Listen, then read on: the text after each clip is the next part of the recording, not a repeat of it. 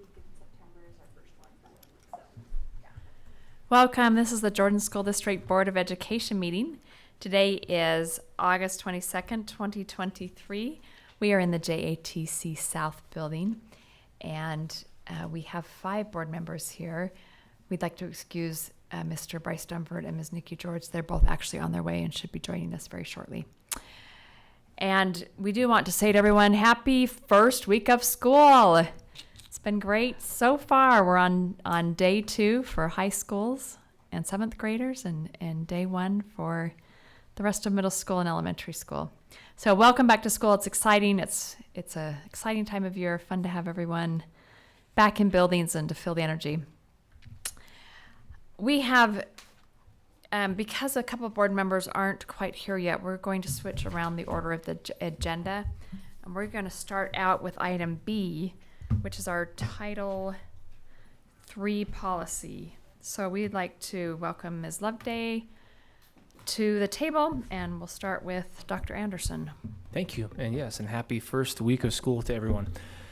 We're here tonight to introduce a new policy dealing with Title III, and we have a lot of titles and sections and acronyms in education, and Title III, just a brief history of it, originated in 1965 with the Elementary and Secondary Education Act under the Johnson administration at the time.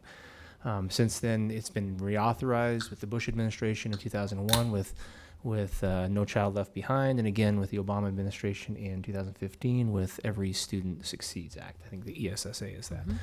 And so, and Title III has grown, but the main scope of Title III is to ensure that all English learners maintain or improve their proficiency in English language. And so part of the funding that we receive regarding Title III requires this year that we have a policy in place. And so Director Loveday is here tonight to explain the details of that and why we have to have a board policy in place for that. And we're happy to entertain any questions. This is, as you can see in board docs, in draft form. We're here just to introduce the draft tonight, and we are happy to give as much time as needed at the board over the next coming weeks to take as long as you need to answer questions.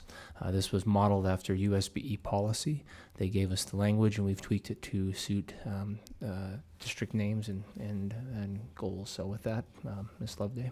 Yeah, thank you. That was a good startup. And for HB 302, the Educational Language Service Amendments is where this comes from. And part of their provisions was that the LEA adopt a policy facilitating assistance to students learning English and their parents. And so as we were looking through policies with parent involvement and what that looks like in translation and interpreting, we have taken HB 302 and placed it into our own Jordan District policy for language access plan. So, and Mr. Anderson gave a good background of what Title III is. And so in order for us to receive the funding from the state this year, they want to ensure that that policy will be put in place at the district level. They are not, it doesn't have to be something that has to be finalized tonight, but as long as it's something in process. And we can also look at other models from other districts across the state that have already implemented and done this, but they've taken the same language from HB 302 to place it into what operates for us here in Jordan District. The short version. With that, any questions board has? We're happy to, like I said, return in a future study session to discuss any further questions, but we wanted to introduce the draft tonight. It's not numbered yet, and so we have a few tweaks to make in that regards, but happy to entertain any questions or thoughts on it. Who is the policy written for specifically? Is it for administrators or for families or students, or who is it written for? It's written for all, yeah. So all of the above, especially according to schools and how they operate and when it comes to interpreting and translation. So the benefit will be for the parents and students, but it's written to administrators and schools in our district office and how we interpret for those families. And so to that end, I think, our AA sections of policies would most likely fall under that, because it is administrative and deals with funding and requirements related to that. Mm-hmm. Do we have an idea what the cost of this will be to implement? I mean, we need translators, interpreters, additional staff. So the good news, oh, sorry. Just Yeah. do we have an idea what it's going to cost? to implement? Cost effective already because the funding comes from Title III. We've allocated that funding to go towards an interpreter that we will be hiring. That's at a 180-day contract. And that individual will work with the schools and our Refugee Impact Grant. So that has already been covered within the funding that is given from this source of Title III. So we don't have to have anything additional. However, as we have shared in past board meetings, the growth of our language learners will have to look at how often we're using the services. Already we know that we have over 400 requests for meetings when it comes to just one interpreter. 80% of those were for IEPs and special ed meetings that were needing to be in person.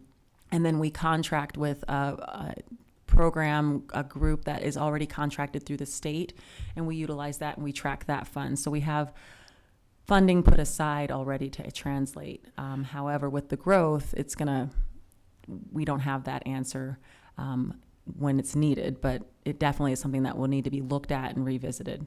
And to clarify, we've received Title III funding in the past. This is just a new requirement in order to Yes. continue to receive Title III funding and just continue the funding the personnel and the programs we've already doing. With HB 302, it requires that each board have a policy in place to do that. So it's not going to change anything in that regard. It's just now this is a new requirement that we have to have in place in order to receive future funding. Thank you. And so, if I understand it correctly, our goal is to fund everything outlined in this policy with Title III funds. Is that our goal?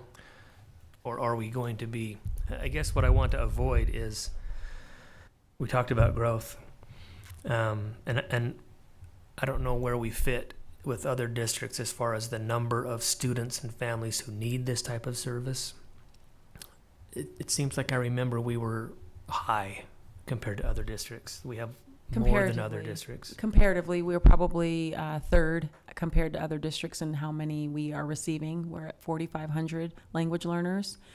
So, Yeah, because of the scope and the nature of student needs, not every single translation service or interpreting service is going to be able to be paid for with Title III funds. It's just in order to receive the Title III funds that we do get, we have to have this policy in place. And this policy just says, hey, this is what LEAs should provide when it comes to translation and interpreting, when it comes to school activities, providing translators for IEPs, school community councils, other, we already do provide those services. And this is just a policy in place to make sure that we'll continue to provide those services. Okay. Since I've been on the board, I've come to learn that there are things that the government requires us to do, whether it's the state government or the federal government. But sometimes they don't provide the funding to do what they're asking us to do. I don't remember all the examples, but there are several where we're asked to comply with certain laws or new laws, and they don't provide any funding. They just expect us to fund whatever they have underfunded. Do you have an idea how much of a problem that is with translation services? that's a good question, and I don't, because of what we already operate under. So, for example, if you look at the administrative policy letter C, we have to ensure that parents and guardians document the primary language during registration. We already have a system in place, have worked with Skyward so that that's now electronic, and that was done in the last year. So that has been according to that legislation and didn't take any additional funding because it's something that we do. When it comes to language access plan, for example, the resources in section D, Part B, resources on the website for translation and interpretation services. When you look at the technology that we can add to our websites, it's as simple as a toggle down to just be able to switch from English to Spanish to Arabic. So those are the watch, they want us to be able to watch those areas to make sure that families that are speaking other languages have access to be able to participate in activities and be able to support their student in that way. And that doesn't remove anything that we've already been doing. It just assures that this is going to happen. It brings light to the awareness that we want those families to be involved as well. And so their ask of us to make sure that this is in policy does not diminish what we've already been doing, if that makes sense. But then as a district, it probably would be mindful of us that we just work together with other departments on how they have the manpower, the woman power to help us make sure that these are all put in place at each location. And sorry, keep whether going. that be an administrative assistant that speaks Spanish on location, many of our schools specifically hire for that, right? And whether that's someone that we hire at the district office that speaks Spanish that can assist families. So just looking at how we're navigating this Title III to assure that we're moving forward with the growth. And I think just to reiterate, every one of these things outlined in this policy, we already have a system in place for it. It's just codifying, if you will, what we've already been practicing. HB 302 required that statewide, and so in order to be eligible to receive the funds, it's just this is the policy that codifies what we've already been practicing for some time. And then as I look directly at it, right, they say money appropriated in this bill is none, but then again, it goes back to we receive funding from Title III. So then we allocate what that looks like. And so when we look at our Title III plan, we look at resources, professional development, staff that's been paid from that, and then we have a write-in of how much based off of how much translation we used last year and interpretation, and then we allocate funding to that and write up the plan. This year, we did receive an additional set of funding because of our growth of numbers so fast. So the state is aware of our numbers of who we are receiving in our district and the allotment of funding that they provide for us, so that we can then write out a statement of plan moving forward to submit for that funding. Okay, yeah, I understand. It's something we've already been doing. It is. I'm just curious if it's yet another thing to add to the list of things that are underfunded by the government. Well, yes, if I can't say that if we had enough funding, we wouldn't do more, but yes, I appreciate your point. To piggyback on that, though, the funding's coming from the federal government, right? Title III? Title III is part of the ESSA, Yeah. but I think it's administered through the state. Through the state to us. Mm-hmm. Okay. I'm aware of several areas in our district who perhaps have a higher demand of this than others. How are we accommodating those specific areas? I know, especially out in Harriman, we're seeing a great influx, and how are we accommodating that? As we watch the growth of certain areas and, where West Jordan has a certain number comparatively to the growth in Harriman that's happened so quickly, there's devices that we've looked at to help support the schools. And so we've looked at pricing on that and what we do. And then we also, not just with the Title III funding, we look at other supplemental funding that we could use to go towards that. And then the good news is, depending on the population, we do receive refugee impact funding as well in addition, but that's completely separate, and it also then identifies certain populations. But with that, we can support families in general. So as a department, we look at what's purchased, we supplement and help schools put a plan in place. I appreciate that question. Just today, I was meeting with the administrators of schools who were inquiring about the needs of the Harriman area schools because they're receiving such just a large influx, and it worries the administrators out there, and they see they want to do right by these kids, and they want to give them what they need to be successful. And so what Michelle outlined and what we're in constant contact with them and with their administrators of schools, and we try to keep a finger on the pulse of what's happening out there. And Michelle's got her team out there We were able to Quite do often. a summer school, which was Yeah. great. We were able to have some extra carryover, and so we reached out to Harriman and said, "What can we do for some credit recovery for that? For the students there specifically," and did summer school to help with credit. So, continual conversations, but we're definitely watching and trying to support as best we can. Thank you. Yeah, we're keeping close tabs on that. That's something that's we're aware. Fast growing.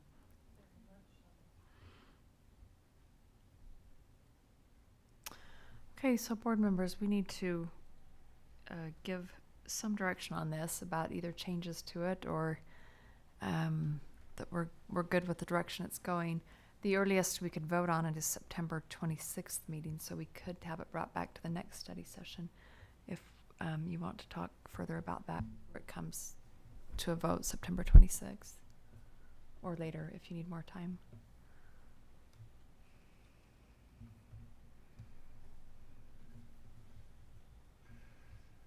Let's, I'm gonna tentatively put it on the next study session. I think that's a good idea. Agenda. Want to take some time to look over this a little closer, and we'll bring it back and discuss it one more time before we vote on it. Does that work okay? Please, and in the meantime, feel free to email either one or both of us with any questions you may have in regards to how we're servicing students and how this may look out in the schools. We're happy to answer questions, and it looks like we'll come back on the 12th of September and go from there. Can I ask one question? Yes. Not, I mean, sort of related to the policy, but not directly. We've had a huge influx of refugees, like we were mentioning, out in the Harriman area. Is that continuing? Or is that slowing down? It's Yes. still, Yeah. Are they still building? Yes, definitely. They're still building. And so families share with their families. And they, thankfully, Jordan District has been a welcoming place for these families. And many of our parents that attend our family engagement center there have been able to learn how to navigate and work with families and attended our job fair. So we were able to hire 4 parents in that area to different locations for work. And so the good word gets out, and they are still arriving, mainly from Venezuela right now. We had 20 in the last month.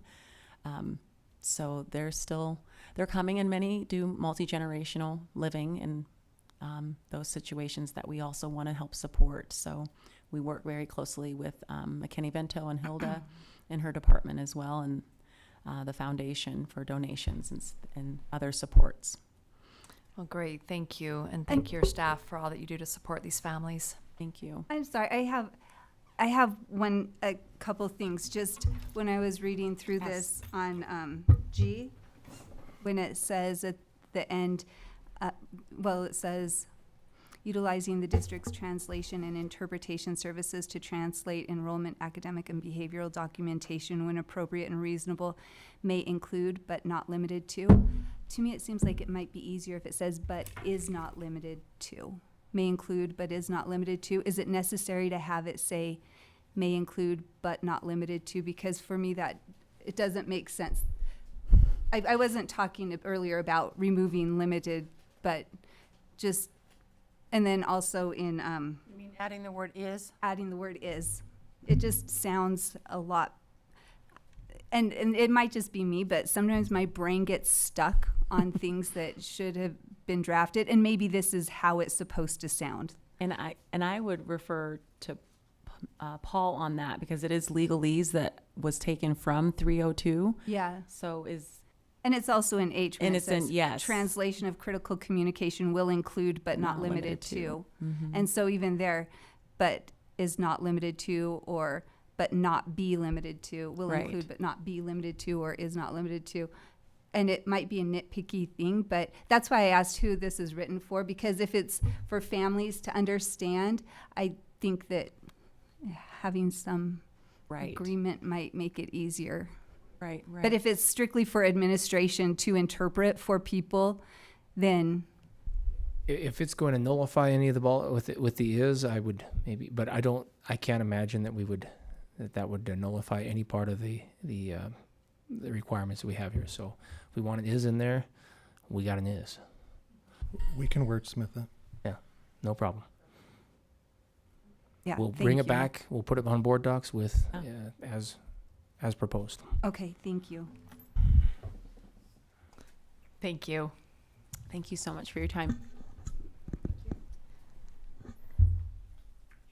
Okay, we'll back up now to item A, which is our 2024 summer capital projects. And this is where we as a board will determine which projects that we want to move forward on to be completed in the summer of 2024. And so we will have an opportunity to discuss some of these projects, answer any of your questions, and then Finance Committee, we'll turn it to them and they'll give us an amount, and then hopefully Mr. Dunford will set up the whiteboard for us. And we can, These normally have A, B, C, D on them. They don't this year. How are we going to distinguish which projects are which ones? y'all letter them quickly. We can call them by the colors. And then third one down on green. This might be out of order, but can we get just a real brief update on this last summer's projects? How did they go? Oh my goodness. Parking lot looks amazing. A lot got done? I wanted to say it I'm going to say it at the business meeting, but it looks so beautiful. It is gorgeous. It is gorgeous, Mr. Thomas. Oh, and Mr. Rostrom. I should have asked for that ahead of time. Lovely. It doesn't have to Lovely. be long, but I would just like to know if we're on target on everything. Okay, welcome Mr. Thomas and Mr. Rostrom to the table. Thank you. Yeah, on the majority of them, we're doing well. Bingham High, which we knew we're a little bit behind on that. We was able to open up the cafeteria and the first kind of, where the vending hall is. Right now, that's where we've got the construction line. So is the gym still under construction? It is. They're working on the bleachers right now, and we're hoping to turn the gym and the gym hallways over to the school this Friday. And did the locker rooms get done? We still have the locker rooms on the north end of the gymnasium that the students can use. We left the old lockers in there because there's such a long lead time for lockers. The ones in the new area won't be until maybe the second week in October. Oh, wow. Have those new locker rooms turned over to the school. Did you just say the gym would be available starting next Friday? Yeah, depending on how things go the next couple of days and contingent on the fire marshal letting us in that area. That really is phenomenal. Honestly. The gym's completed, other than, like I say, they're just assembling the bleachers now. That's another thing that was a long lead item, but didn't get them until about a week. Is that impacting their fall sports at all? It is. Unfortunately, it is. They're having to do some of they're having to share the locker rooms. So the football locker room and, like I say, the locker rooms on the north end are accessible to them. And so they're not able to leave things in there. So the different classes are having to bring their stuff in, change for the class, and then Take it with them. take them with it. So it is an inconvenience for them, but we knew that locker room area was going to be, there was a lot of work in that area. So that portion of it, we're really on schedule for what we anticipated. And the school was aware of that, prior to construction starting. And the other one that we haven't turned over is the new office area at Valley High yet. We're really close. We had an issue with some steel there on the small addition portion. The old office area where the counseling is all opened up, and so just the addition portion. And we're about a week out before we'll move them into that area. But all of the instructional areas are intact and. I took a walk through Bingham a week ago with Mr. Shaw, and I'm amazed that the gym will be ready by Friday possibly, because it was nowhere near ready when I went through. So I'm happy about that.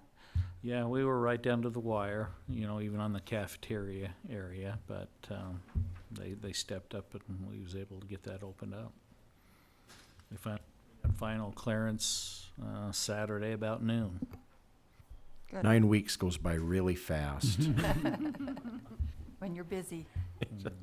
And I think I can speak for all of us. We're just really grateful for not only the work you do on our summer project, but all your projects in the summertime. I know that's a busy time, and I had an opportunity to walk through Mountain Ridge. It's our 5th year beginning. It looks like it's brand new, like they just opened it up. And I think that speaks well to how well we maintain our facilities. And so thank you. Thank you. All right, let's open it up to questions on the potential summer projects that you have.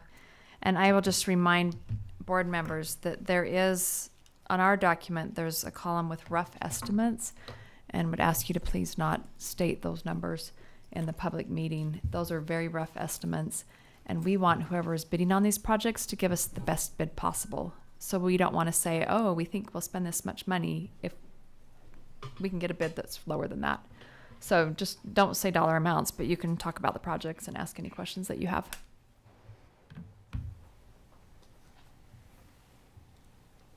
And I'll start with my questions, Ben, unless anyone else is ready to jump in. I have a question. So about how much did the finance committee come up with, like the estimate for us to work? We'll do that after when. Oh, okay. Yeah, I'll turn the time over to Mr. Dunford after we get any of your questions answered on this. My question was HVAC. So a few years ago, we separated out and put together a separate HVAC budget, so we weren't having summer projects come out of it. And there's 3 different schools on here that have additional cooling in the kitchen. And 2 of them were recommended and 1 of them wasn't recommended. So can you tell me a little bit more about that, and how is that different from other HVAC projects? Yeah, on the most part, we can handle that with our district-wide funding, capital funding that we have. And so if Bluffdale, the additional cooling in the kitchen, if it was part of a larger project, say like for Riverton Elementary, did the office area was approved for that one, we would just include that HVAC as part of that project. But really, Bluffdale is a small enough dollar amount that that's one that we could take care of out of our district-wide. The one that is legitimately on there for Riverton High, just because that is such a large dollar amount, that would wipe out a substantial amount of our district-wide funding in order to complete that. Okay, what about the Jordan Ridge one? Jordan Ridge as well, we could do that out of our district-wide funds. And then but tell it- me about the Riverton High, that wasn't recommended by the committee. Is that something that we feel like can wait? Yeah, that's, within the next few years, we're gonna have to address it. It's one of the only schools where we have the Johnson controls, and our HVAC technicians are not able to work on that system. And so anytime we have any issues with that, where we have to rely on getting contractors out there, and sometimes that can take several days. Okay. And it's the original operating system, so it's it's getting fairly old. We have our own HVAC people We do. on yeah. staff at Jordan.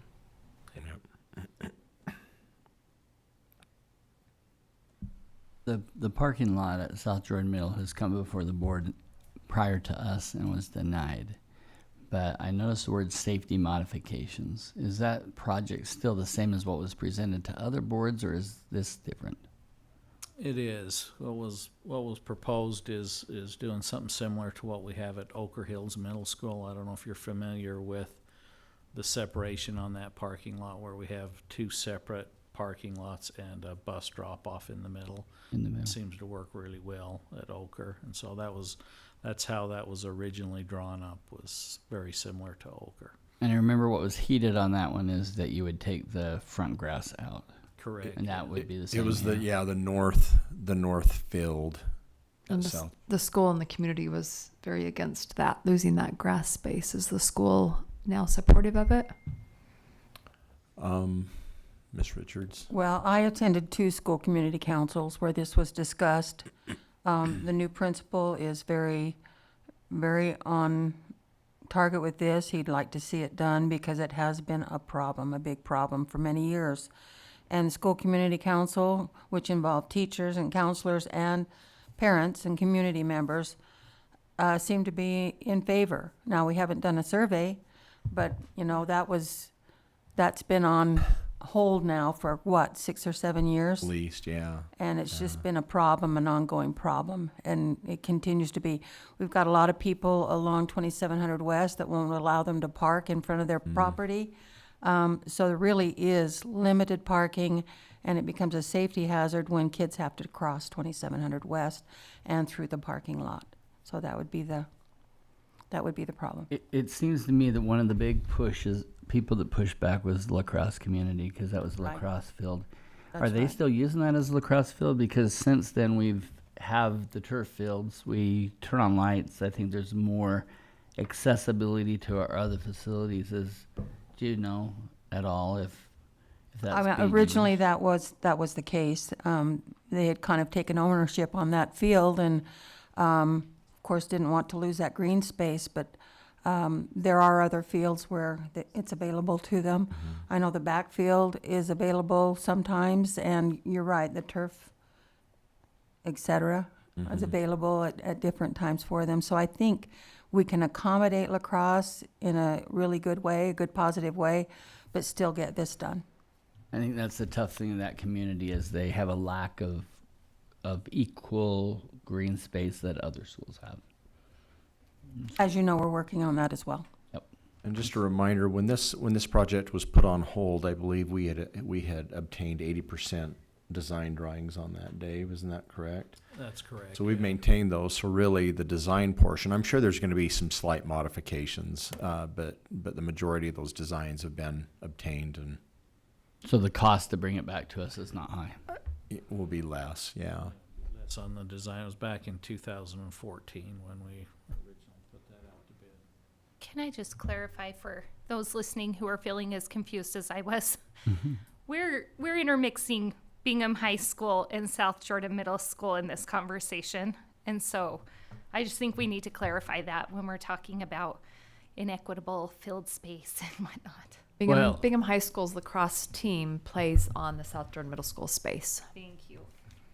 And the reason why is the Why does a middle school have a turf field? well, the footprint at Bingham High is substantially less than other schools, and that's what's forced them over, and that's where it's become an issue, where you wouldn't have an issue at some of the other schools that have that extra field.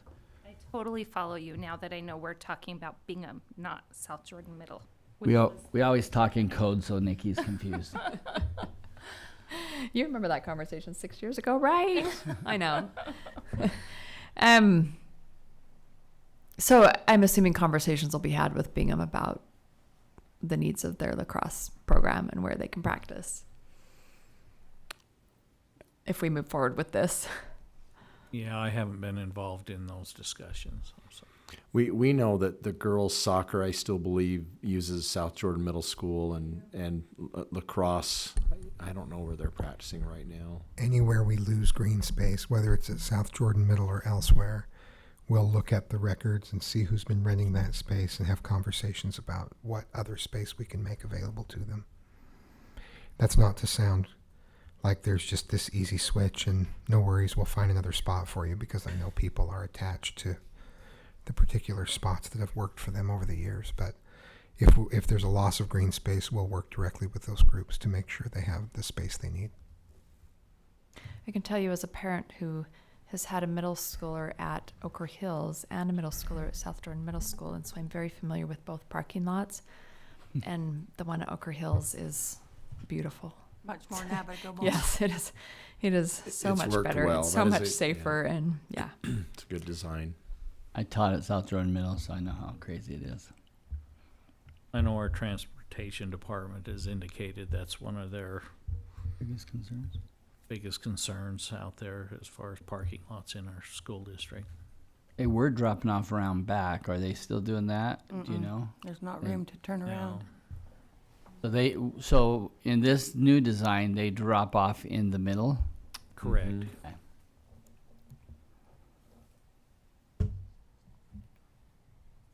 Can you tell us a little bit more about the Carrie Sue Hamilton heated sidewalk and what replacement needs to be happen there? Yeah, so they've had, when the school was built, they put heated sidewalks pretty much all the way around Kari Sue. And how that works is there's a lot of pipes that run underneath or embedded in the concrete of those sidewalks. And they have zones almost like what you would have in like your sprinklers in your yard. It's when we get a leak in that, if we, where we have like a lot of freeze thaw cycles, and you'll get some of the concrete that'll lift different than other areas, and we'll get leaks in those pipes that are in that embedded in that concrete. It's very difficult to find the leaks in the first place. We do our best. Sometimes we can find them. Other times, we've hired outside companies to come in and pump helium in them, and then try to have sensors on top to try to determine where the leaks are. Kari Sue's to the point where we've just had to turn it off because we've had so many leaks and so many issues with it. We don't install those in our new schools anymore just because we've had a lot of issues with them. But Kari Sue's kind of a unique circumstance where, so many of the students are in wheelchairs. And so we thought instead of trying to tear all that out and replacing it, hoping that, we can get quite a few years before we have leaks again, we thought we might be better off to put more of an awning over the top of it, and we could continue to put some radiant heat up above there, and so that we have access to the radiant heat and can make repairs that would facilitate the same outcome rather than embedded in the concrete. And that's encompassed in this line item on our summer projects list, an awning rather than a sidewalk. Correct. There would be quite a bit of the sidewalk that would had to be tore out because if we did an awning, it would be to where we wouldn't have any posts on the curb side, and so there would have to be some pretty good sized footings in the back, and it would just kind of cantilever over the sidewalk. And that's not all the way around the building. That's about 540 feet worth. Help me understand how you have a pipe inside of a rock, basically, and you get a leak. I mean, isn't it contain it? If you got a pipe in the dirt, of course I can see water would seep out, but how does that happen in a rock? Cement. Yeah, it does. It'll seep out through the concrete, and a lot of it's like right at the bottom of the concrete. So part of the pipe can be embedded. Some of it kind of depends how they pour it, and then like say, even making the repairs is very difficult. It really, sometimes it's just simply a pinhole. I mean, they're that small, and then they just add all the, what do you call that stuff in there? Not Freon. Glycol. There's some glycol in there. Just leaks out. I can pass this around, but that's kind of an idea of what we'd be looking at. Maybe you answered this, but it says replace or repair. So are you going to try to save some of it, and then, or is this just really a replace? It would be a replacement on the. Canopy. Yeah, it's not even the sidewalk that reads wrong. They're adding an awning.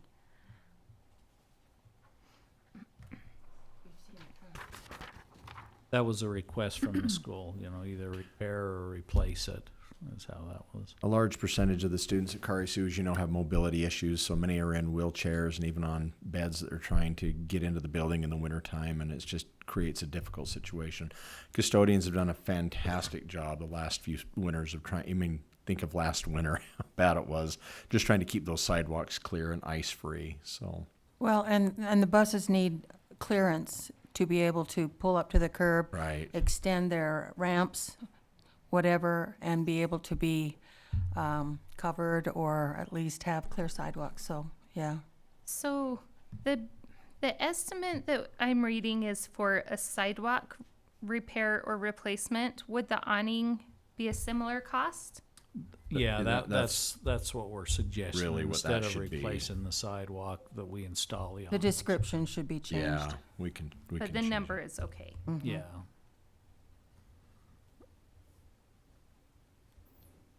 Are there funds or grants available for special education projects like this?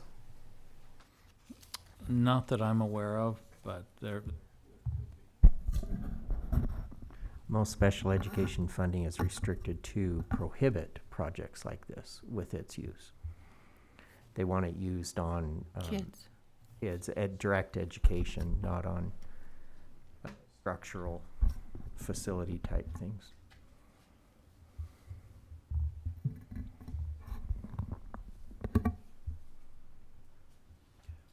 I have a question for Facilities Committee. Why did you not recommend the grease receptor for the kitchen at South Jordan Middle?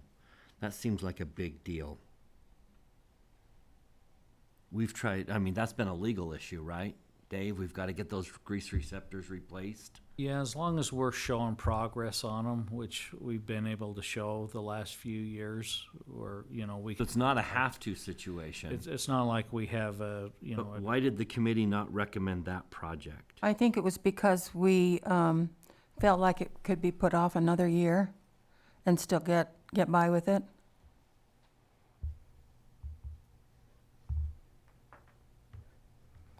How many of those do we have left? It seems like there's a few every year. Yeah. I don't have that number with me, but probably 3 or 4. It seems to me that might be more important than the parking lot. Well, and how much of this is the replacing the grease interceptor as opposed to the renovation, weight room, and restrooms?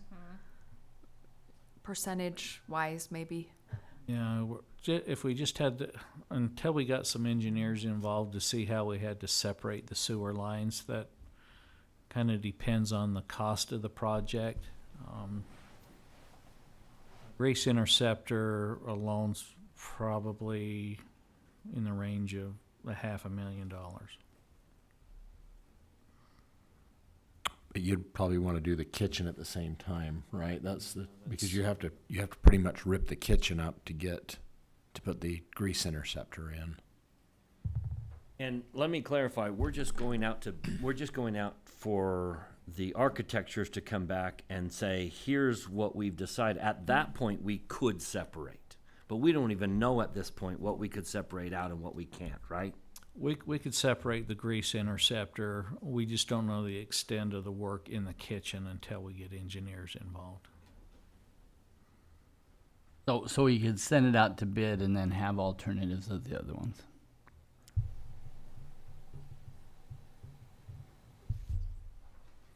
Okay, tell me about the Mountain Ridge High School parking lot. Have we done studies on these options to determine whether or not they will make an impact and solve the problem? There's a couple of things with that. It's been requested that we take a look at doing that, making some modifications to the north entrance. And I think you're familiar with it. It's kind of the S curve that comes down from the top, and it creates a kind of onto Sentinel Boulevard.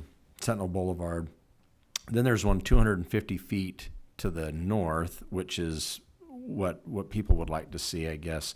The city would like to see that be an intersection because it kind of creates an intersection across the road. We've looked at it. There's been some traffic mitigation that's happened down there. The city came in and made sure that entrance was just I believe it's just a right out only, correct, Dave? Correct, yeah. Because it was just hard for people to make a left-hand turn there. So we've studied it. No doubt there's some issues there and some concerns and challenges. But I think to do that project, we would have to have a coordinated effort to make sure there was some sort of a signal light at the intersection by the institute, by the seminary building. One of the things that we've been looking at is, as you know, we're building the new elementary school right to the just to the north of the high school. And when we built the high school, we intentionally built a ramp that went down. You've been behind there and you've seen the ramp that comes down. I don't know if John were here, we could pull that up. I'd like to show you, but there's a ramp that goes down from the high school's back parking lot. And we're actually going to build a road as part of the new school that runs north and south, which would then provide another avenue for students that are in the back parking lot, not to have to go to the front of the school, but could just funnel down there. And yes, they'd have to turn to get to Sentinel Boulevard, but down through the subdivisions, but they could do that. So it creates another exit point for those students. And that'll be done when the new school is Correct. done. Yeah. That would open next year. It should be noted that Mountain Ridge, as far as I can figure out, is the only high school that doesn't have a traffic signal near it. And that's the problem. Had we had a traffic signal anywhere along Sentinel Bridge, it would stop the traffic from time to time and allow people to get out of the parking lot. But that is impossible to get out of that parking lot at any time. And it's worse at games. Like, you'll sit in the back parking lot for an hour and a half to try to get out of there because there is no signal on that road. And that's the real problem. That was just a real poor design of a road. And that's why something needs to happen. So can I ask, sorry, I didn't mean to interrupt you, The Bob. last comment I was going to make, I talked to Principal Kachiver, and he and it's our number one complaint that we get from patrons. We're getting calls constantly about getting in and out of that school. So if I'm understanding correctly, this solution would only be effective if there is a light that's going to be placed. And we are voting to fund it before we know if there will be a light placed? No. We're working right now with the city to have that as a topic. We've already had a couple meetings on it. I would not approve it myself unless we have a memo and understanding that they're going to finish it. We're allocating funds to approve. We're sending it out to design right now. What's the progress on getting that memo from them? We have a meeting probably that we just put dates out there, but it'll be in the next 2 weeks. We'll have a meeting. I have a meeting tomorrow morning with Mayor Palmer there to talk about the. How is it looking? I think they'll do their part, but again, until you have a piece of paper that say they will, it needs to be done. This is not just a project. This is a safety concern, and we always put those as number one. I have a question. Is that the only solution to the traffic problem? Is to realign the roads and put a light? Is that the only solution to improve the traffic situation? It's, I don't know how to answer that. It's our best solution. The south parking lot's on here also. And when we built that, we only built 2 lanes. And so what they do is they close it to incoming traffic when school's out. But that's also where our buses is. So if a bus comes in late, that bus cannot get into the parking lot because we don't have 3 lanes. So opening a 3rd lane there gives people more opportunity. I to understand the sit third and lane part. I'm talking wait. about the Yeah, well, north so I'm kind entrance. of answering that. So that would help traffic. So there's some thought we discussed in our committee that we could do that and just wait on the north parking lot. But it's the only thing that's going to be putting a signal on that road is the only thing in my estimation that's going to give people an opportunity to get in and out of the parking lots. Because without that, you have a steady stream of traffic, and there's no way to safely cross that road. Mr. Larson, now that you're back, would it be possible to pull up like a Google Earth. Google Earth Yeah. picture? I am not as familiar with this as others, and so I'm having a hard time visualizing how the new road at the Flex School affects this project. Okay. So it'd be really helpful if someone smarter than me could point it out.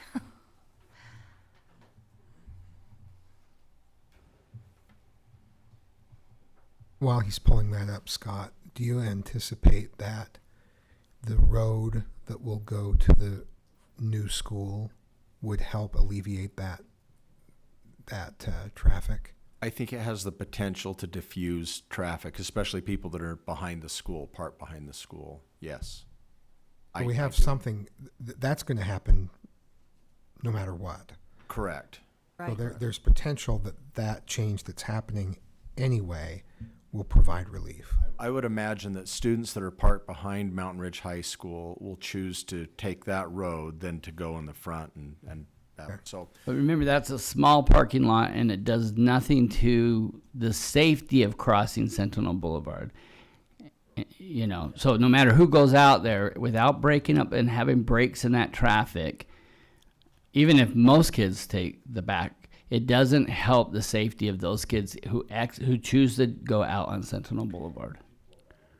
Can you show me the back versus the front parking that we're talking about? And so, Mr. Robinson, are you talking specifically about driving or about pedestrians? No, this is When you all- say crossing this is Sentinel, Yeah, so this is all vehicle. driving. So Okay. a vehicle has a hard time getting across the road either way because there's not a break in traffic.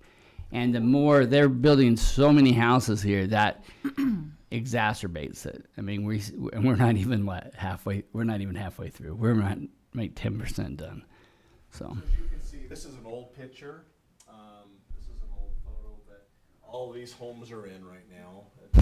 Overnight, What's that? overnight almost. Overnight. This is the back parking lot, and when we built this is our new school, new elementary, right over here. So what we did is we intentionally put this road here and stubbed it. Since, to try and alleviate the problem, we've taken this road and actually curved it. Actually, Dave, was it here or here that we curved it? Second one, we curved this around so they can currently get out here, but again, it takes them down to Sentinel, and it's kind of difficult to get out. What we'll end up doing is running this all the way to the future 138, so you can see there will be several different roads. They can take this one, scroll that down. Out just a little And bit. about right there. I think right about here. Yep. Yeah. That will go and hook into Mountain And View. that's 138th, Yeah. the road you just indicated. Up a little further. So they can That come out of the back of the school and go all the way to 138th. So students will have more opportunity, I think, to diffuse down that way. Now, John, if we could ask you to kindly go to the front of the school. This is the current concern. This is the road, this is the front parking lot right here.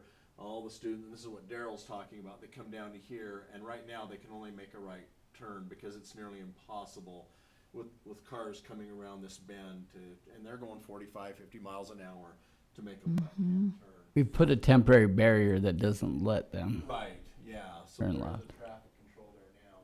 The idea is that and this is a very, very large retention pond, so the idea is to take this, now it's gonna be steeper because this little curve allows us to get more of a better slope, a slighter slope, than coming off of here and just going straight down to this intersection. Basically, you're coming here, eliminating this, moving this over. There's a lot of infrastructure here, and this becomes a four-way, and so the light comes here. And then what happens to the retention pond? Switch it over. Slides over. Yeah. So- You keep some of it, you just go here and then just move it over.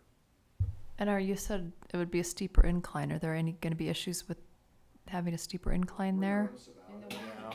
I mean, And- high school drivers and downers. So let's imagine that everything stayed as it is with that road now. We can widen the other one, but there was a traffic signal on that road somewhere. Would it solve the problem without us moving? Yeah, in my mind, now again, I'm not a traffic engineer, but in my mind, we did this at Bingham High School, coming up out of the back parking lot. We just went ahead and the city put a light here, which stops these people and lets everybody come out. the reason they don't like it is they don't like this one here. They have a hawk signal here, and so they don't want this to be the intersection. They want that to be the intersection, because it kind of creates a true intersection where this would just, I mean, you still have to stop these people, but they, you know, the idea is this is only like 250 feet away from this. And so it does create other challenges and concerns for traffic engineers. I drove it yesterday, and somebody was down at the hawk signal pushing the button constantly, which is the only reason I got across the street. So I guess we could hire someone just to sit out there and punch that button. But pull out just a little bit, because I want you to see just how dangerous this street is. If we can go zoom it out. It's the curves that approach this school that makes this extremely dangerous. That's where, to me, it's the safety concern. To be able to stop somebody on that curve is critical. And to get out of the parking lot would be, I mean, that would be awesome too, to have a signal to be able to send those kids out safely. Yeah, this road, no doubt, this road and the seminary building right here has created a fairly blind corner. While we're here, we can show you this, by adding a third lane in here. It's the back of it. A little Go further. down just a little bit. Right here would allow us to do an in, a left, and a right. And where does the bus come in? Right there. On that one.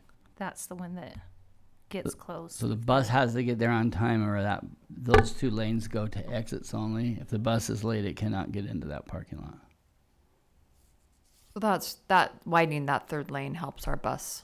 Yeah, and that's relatively easy. That's a much easier fix than this one up here. There's some lighting issues too that need to be corrected on that location. That's our responsibility, or We always, I think, have a responsibility to make sure that the kids are safe. There's reasons I'm why just asking, the lights that you're talking about are on school property? I would put them on school property. Yeah, street light would also work, but I think that there's some lighting that we could have that would. We've actually moved that street light that was existing and moved it closer to the roadway. It was right about here, Dave. Yeah. We moved it up here. We've got it a little bit. And we kept it back away in anticipation that this may get widened.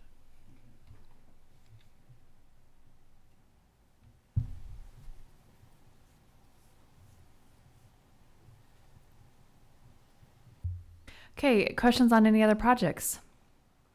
An additional question on the Riverton High HVAC control. You mentioned that's the only system that's still on Johnson Johnson Johnson Controls. Controls, and we have to hire out when we have a problem there. Is that That's correct, yeah. That's not a recommendation. We felt like it could go another year or two and be fine. Correct, yeah. I was curious if you had an idea what we're paying outside contractors to come and service that. You know, a lot of it's mainly on an hourly rate, and so you're just off the top of my head, I would guess it's around $150 an hour for a technician to come out, which isn't extreme. Where we have the difficulty is in the timeline getting them out there, where the majority of our buildings we can have a technician out there and working on the problem within an hour. Where this one, where we're relying on a contractor, you know, in the heat of the summer or in the dead of winter, sometimes we're waiting several days to get them on site, which. Okay, that's the primary concern is the timing, not necessarily the. Correct, yeah.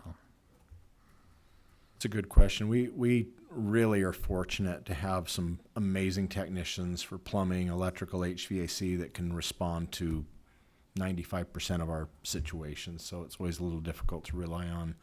Not that they don't do a good job, but sometimes we have to rely on outside contractors for a few things. Okay. Do you want to talk about the different options for auxiliary services, parking lot resurface? I was just going to bring that up as well, yes. It's a priority with me. I really feel like we need to get started on that. We essentially lost that parking lot years ago. There's nothing underneath it holding it in place, so the substructure is gone. It's certainly usable. We use it. It comes up in large chunks, and we just replace the parking lot 4 square feet at a time with patches. So there's just not a lot there. I think the number one concern has been, and will continue to be, what kind of investment do we make in that facility, knowing that West Jordan is still planning a West Jordan station area? We're not familiar with their timeline or what's in the works. We're thinking 6 years was an estimate that we heard. And so that's our question. Dave, I asked Dave to put together kind of a phasing plan, and you can see that. The green area is essentially that whole front parking area, which is the most used and probably the worst. Where's the phasing plan at? Oh, they don't? It was on last times, but we didn't put it on today. Do you? Okay, should I just pass this around? So is this apologize. estimate to do the whole parking lot? The estimate that would just be the green would be just the front parking lot. I think the whole thing was, Down 4 million. Okay. Okay. So the estimate's to do the front parking lot. yeah. The front large. being in front of where Scott's office is, Yep. extending along the front there, not the auditorium parking lot. That's another portion. Now that could be phased as well. The front could be broken up if the board desired to do that. Again, I think the concern and the discussion over the years has been, what kind of capital investments do we make in the auxiliary services building, Right. not knowing. Right. We enjoy it there. We think it's a great building, a great place to be. A lot of work happens there. And so until we figure something else out, we just don't know if we should make those investments or wait. And this has been a discussion every year that I've been on the board. And But it hasn't it's gone any desperately further. needed to be done, Getting and worse every year. we keep waiting, thinking something We, will we also move. we and- also believe that a roof will be needed in the next few years. But we can break that into segments, so. We do could, portions. yeah. When we moved in, it was a lease at the time. We weren't quite sure if that was going to be our home forever, so we put a 10-year roof on the building, and we've exceeded that now. So, How many years have you been there, you know? John, since the split, 14, 2009. 14, yeah. Wow.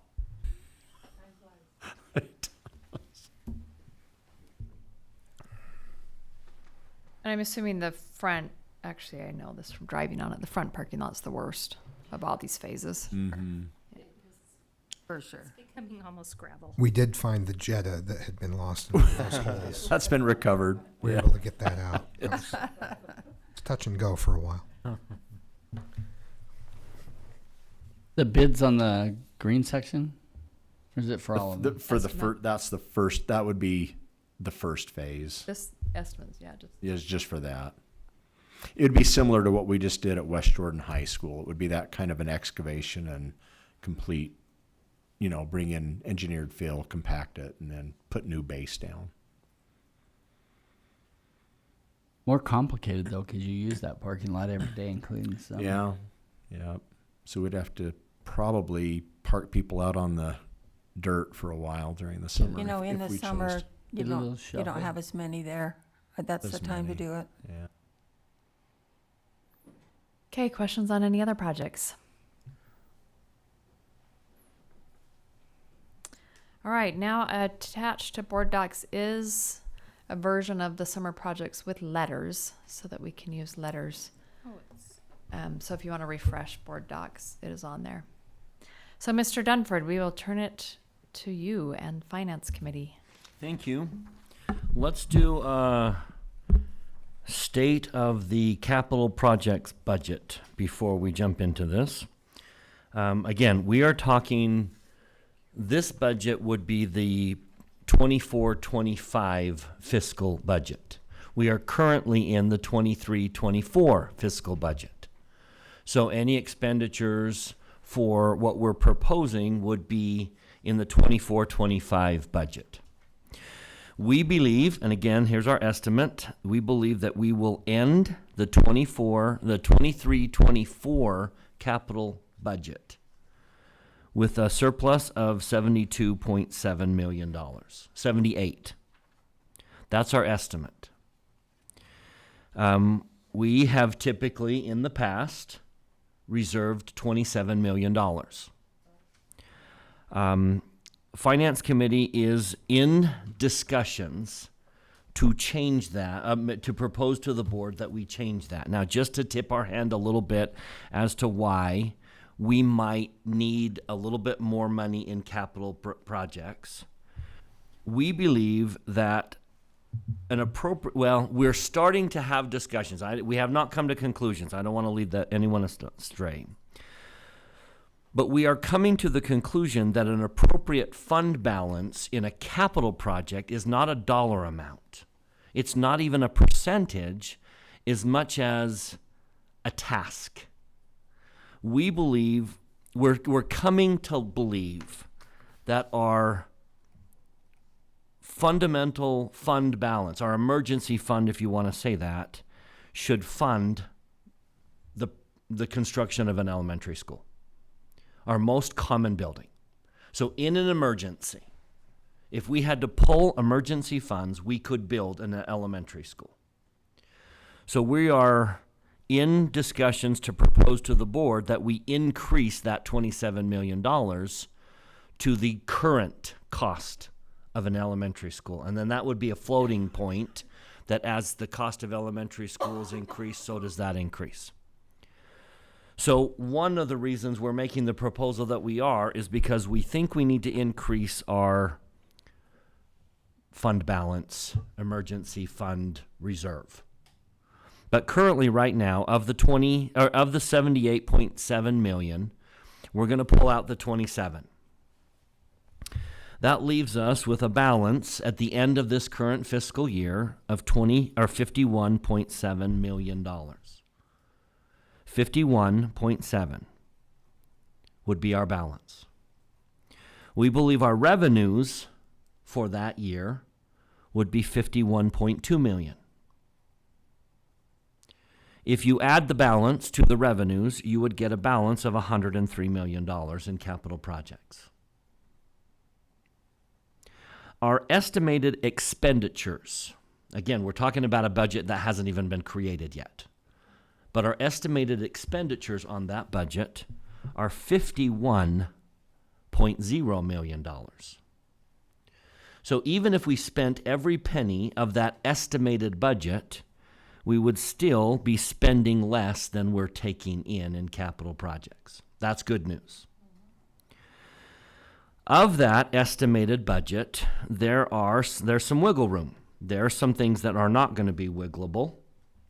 But there's some wiggle room. Wiggleable. Wiggleable. I love it. There is a $7.5 million placeholder for land purchases. And an estimated $15 million for summer projects. Say that again, $15 million for summer projects. We have continued over the years to just, as a placeholder, keep $15 million as a fund, as a summer projects balance. So of the $51.0 million we anticipate in our expenditures, there's $7.5 million plus $15 million. 22.5. Now that's for land purchase and for summer projects. So if you subtract the expenditures from the $103 million, that leaves an expected fund balance at the end of the following some year of $52 million. Now, estimated cost to build an elementary school right now is about $34 million. Estimated cost to build a middle school right now is about $85 million. We heard from Student Services that the greatest need right now is to build an elementary school in Daybreak. So if we spent all that was budgeted, we would have $52 million at the end of fiscal year 425. That is enough to build an elementary school. Not much more. So given that financial condition, given our capital budgets, Finance Committee began to ask three questions. Number one, what should be an appropriate summer project estimate or recommended budget for this year? What priority do we place on future building projects? And does that affect our recommended budget for summer projects? And number three, this emergency fund balance. The four of us feel strongly that our emergency fund should be able to fund the construction of an elementary school in an emergency. That's not a dollar amount. That's a task placeholder. Therefore, we are recommending that the $15 million that we had budgeted for summer projects be reduced. And we'd like to give you a range. We are recommending a range of $10 million to $12 million this year. The reason for that is we would like three things. Our reasons for that recommendation are three things. Number one, we have overspent in summer projects over the last 2 years, and we believe this is the year to recoup that. So we have overspent, so we're proposing that we underspend. Number two, we feel like the building projects that are coming up have a higher priority. We need to maintain our buildings, but we're wondering if we can shave off a little of summer projects and start padding that capital budget for future building projects that we all know are coming. And number three, we would like to at some point come back and propose to the board that we increase our reserve amount to cover the cost of an elementary school in an emergency. For those reasons, we are recommending that this board ultimately spend between $10 and $12 million on summer projects for the summer of 24.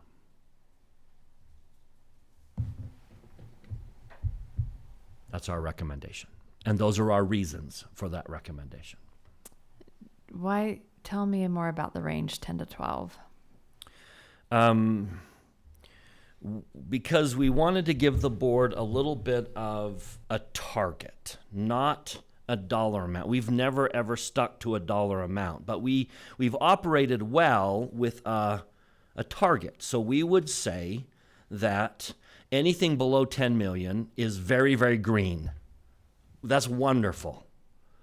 Anywhere between the 10 and the 12 is yellow. That's doable. That's kind of our, anything above the 12 million is starting to creep into a red range because it's going to hurt us in the future. So this board has operated well in terms of there's our target range. If we can end up spending between 10 and 12, we feel like we can meet our goals as a finance committee. Okay, thank you. Any questions for the Finance Committee? I appreciate the reduction because that's something we promised last year when we went over the budget. So thank you. Okay, so we're going to give board members a few minutes to look over the projects, do some adding up, and figure out which ones you would recommend to fit within the budget. Now, do you want me to lead this, President Miller? Yep, that would be great. Okay, so in leading it this year, having learned from previous years, we're going to change the process a little bit. Instead of marking the projects you want to propose, you need to decide a priority. You need to give a 1 to your top project, a 2 to your second project, all the way down until you want to stop voting.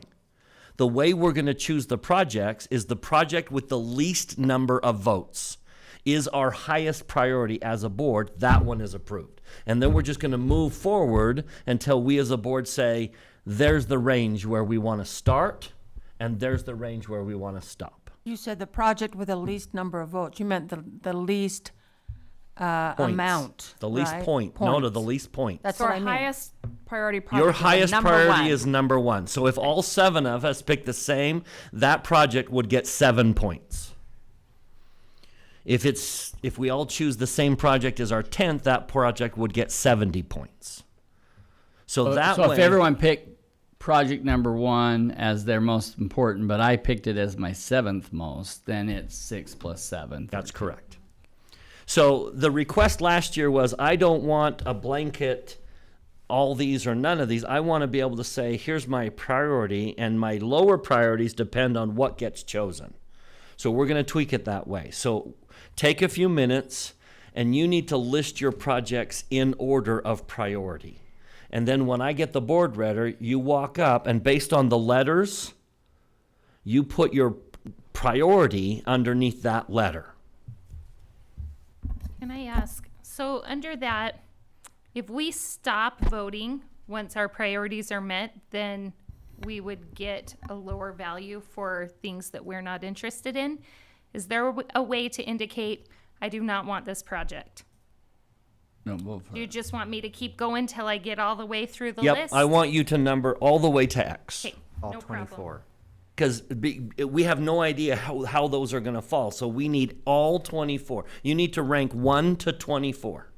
Because your 24 might be someone else's 1. And so we have to figure everyone. Okay, but when Dave said that we could take Bluffdale Elementary AC off and Jordan Ridge AC off, But it may not be my lowest priority. I see. It may not be. I mean, I just thought we could take it off the list and not have to deal with that those. we would have to vote on right now. Okay.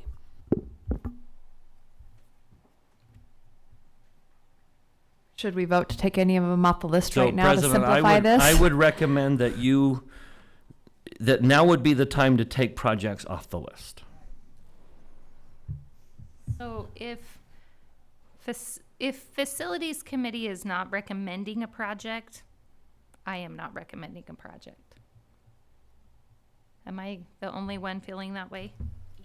I don't feel that way. Yeah, there's a You couple I don't would feel keep that on way? there. I don't feel that way. Then we'll go through Because it there's one by some that, one.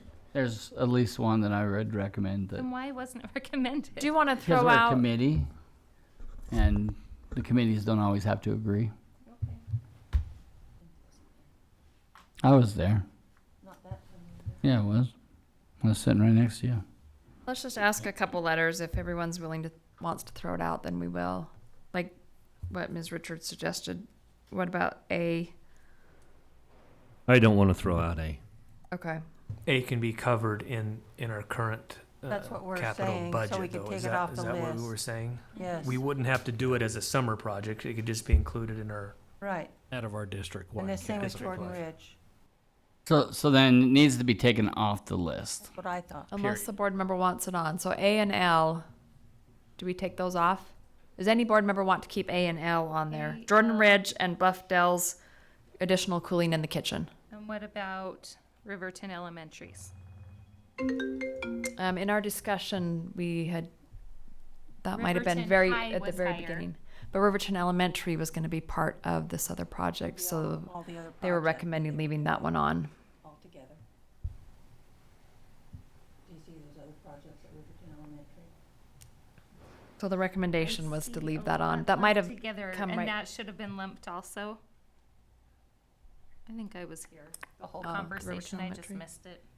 Well, and so it seems like F is not in the same location maybe as G, or is it? Not in the same location, same but while they're in there, they're gonna do Oh, it. while they're in there, See, just. You've got because it workers in seems- there, just get it done. Yeah, And it's the same workers, or just because there's gonna possibly. be a mess there, might as well Get do it it done. all. Do you want to address that, why Yeah. we would I- leave that in there? Yeah, I would recommend that F and G just be combined. If you end up doing F, we'll just include G in that. But out of the summer F and G project combined. budget instead of out of the That HVAC changes my budget. ranking. Correct on that one. The other one, Jordan Ridge and Bluffdale, can be removed, and we'll just schedule that out of our district-wide capital funds. for a future project. So we're dropping A and L. Is everyone good with that, dropping A and L? Yes. Okay, now all of you get a few minutes But extra are we keeping? while I do the board. Are we keeping F and G separate items? I would combine them, but I don't know. I would leave them separate.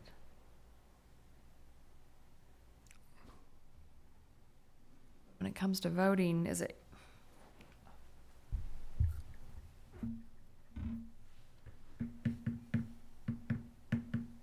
So maybe remove G and just, because it's going to be included if F gets approved. Why don't we just make G an alternate to F?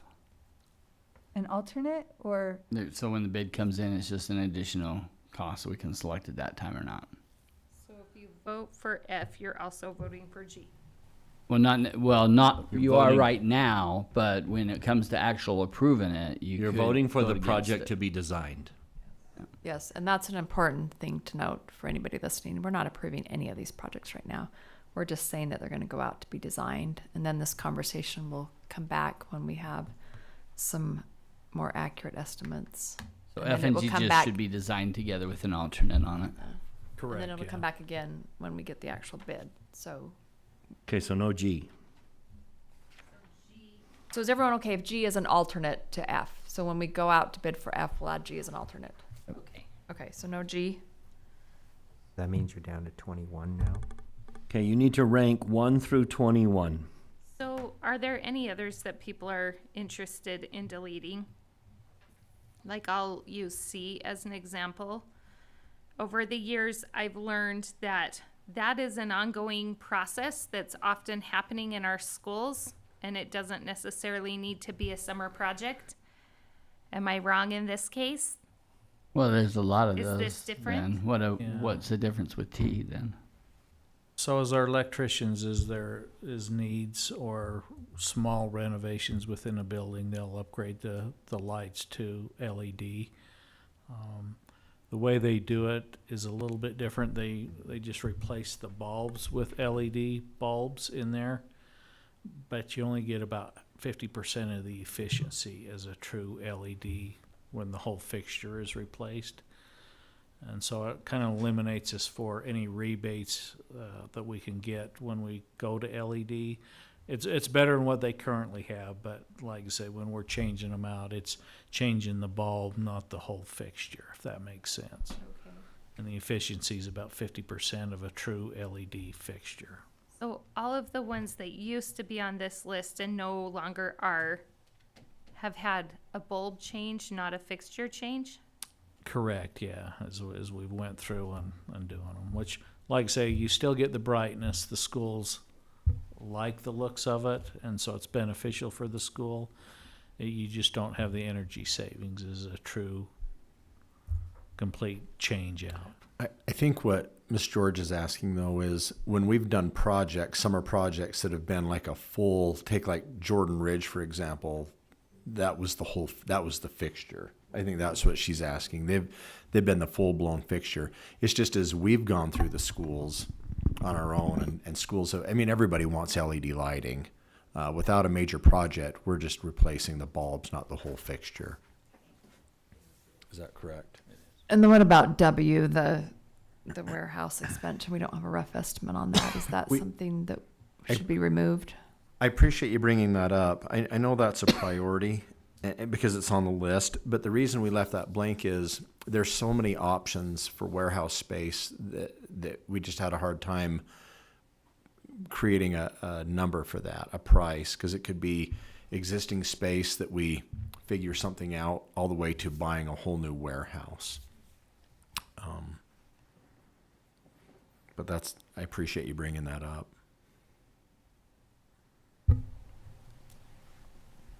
Okay, so we've just moved A, L, and G.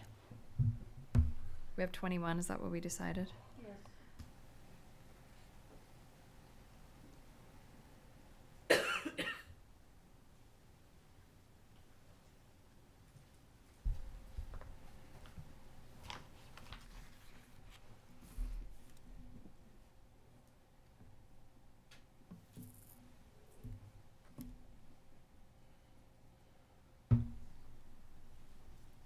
So can I ask something about L? That's still on there, right? We took it off. Okay. Oh, what about, we talked about the South Valley Greenhouse Program. I thought that was already happening. Or that it was being moved. Sorry, I should have asked that sooner. So the South Valley Greenhouse, it's being used for storage right now because Yeah. that program moved to the JATC. It moved to Oh, this- yeah, this that it was facility. already just being used. Does it still need to be moved, or is it just being used for storage? Is it, Yes, it's just currently being used for storage. is this, Yeah. is this a valid project? Is it on here? It's on here, because I vaguely Oh, remember at a greenhouse, committee okay. meeting talking Oh. about it, that it's no Oh. longer a necessity Yes, to move it. Yes, the For request storage. was to remove it for additional parking, and But we now it's storage. yeah. We personally, we believe, I mean, the school might feel differently, but we believe that the storage is more valuable than the parking space. I don't know if there's been Dave, has there been a huge demand for more parking space there? No, it's rare that the parking lot is completely filled. And when I visited them last year, they're using that greenhouse. They are, yeah. So Storage. why? So It's should not we just take that one storage, off that's too? where they're planting No, they've moved that. plants that they're They've selling moved that. since last summer. Yeah, they're not growing anything in there right now. It's just being used for storage only. We just don't know if the demolition of that and trying to create the parking where it's located would offset, I mean, the value of that. Yeah. I don't know if you'd gain anything from that really. Because I remember talking about it in facilities committee, that it's being used, and to demolish it would take away what it's being used True, for. yeah. So, There's several programs in the district that enjoy that space. yeah. So is that something that we should keep on there or It's a good take off? question. What does the board think? Well, I'll just make it my number 21. Does the rest of the board want to take it off? V, Yeah, V. Yeah. I'm fine taking it off. Does anyone want it to stay on? Okay, don't worry One L or about two? V One then. L. Two L's. Daryl? 2 L's. Do we really have to go all the way to 21? Because there's some that I don't want to think a lot about. You know, like, I think I got a good top 10, but like 11 and 12, I don't think we're going to go down that low. So do I really need to Yes. differentiate? Unless way. unless there was a way to like put an X, I think we have to. Otherwise, by not voting for it, it becomes a lower price or number value, and that would make it a priority. So if I put an X, it just doesn't. Unless you want to ask the board if they want to remove it and everyone says yes, then we can. Well, And are we just removed V, Now we're at 20, right? right? Thank you.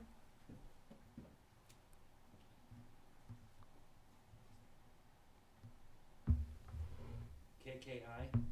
Just 1K. I like to be different. Thanks.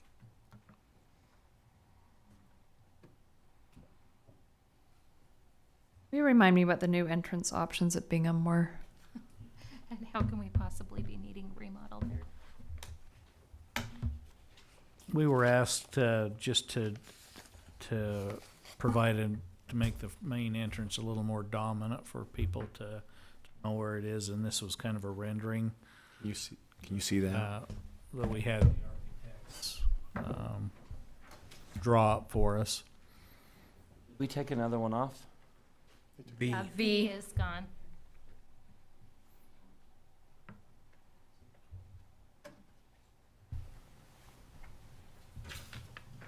So did anybody want to see this closer? Yeah, thank you.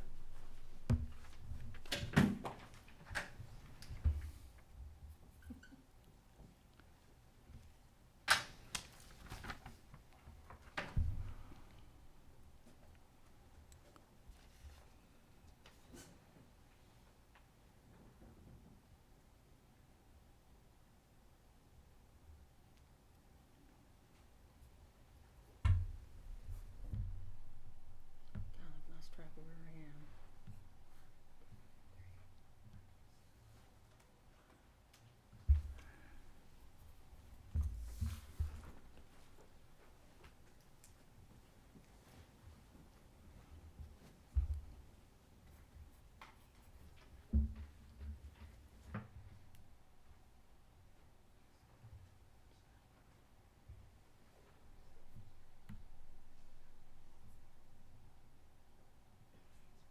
know if I like this prioritizing way.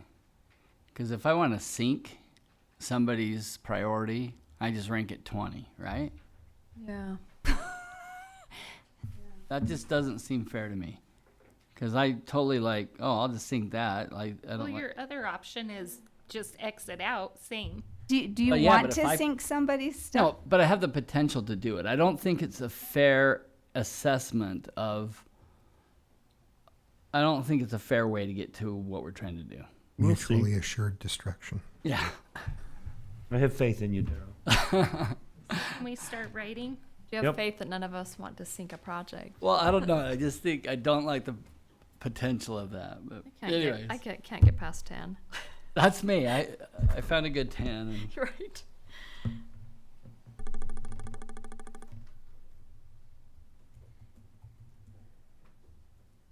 actually 9. What's your 10? No, I'm actually at 9 too now that I think about it.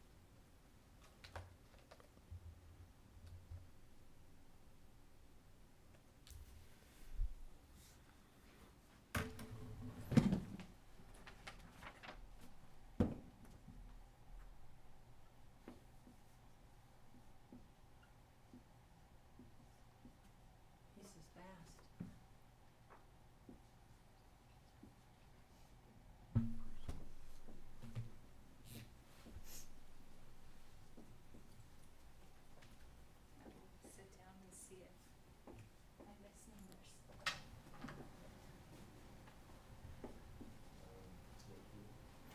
Do I have two of one number? 2 5s. Darn. I have 1 5 on my list. Oh, funny, I only had 1 on my list. Oh, yeah, there's 5 and then apparently I can't read my own writing. What 5 is this? Should have been an 11.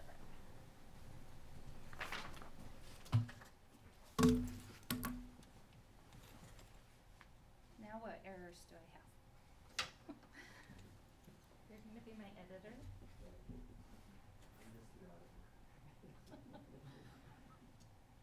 Nikki, look, we're the same I know, on we can S. find out On on a few. S. We're exactly there. Yeah, and look at O. We had our And number. N.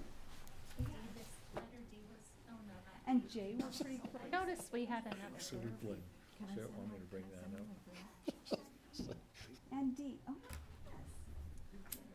That must be the right answer. You guys can all sit down. FG, we didn't put a G. Because G goes with combined F. with it. I just got it, but I didn't know we took it off. Sorry. Okay, so. This really has to be out.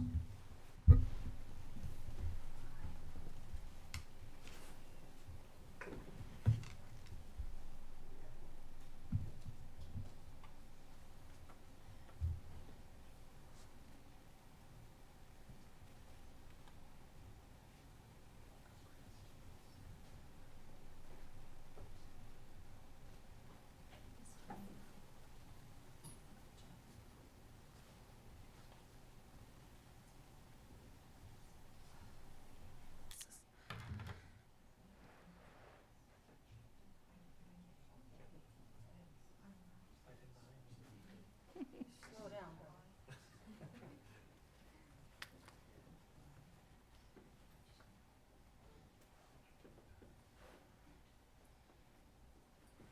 No, I'm missing one number. What am I missing?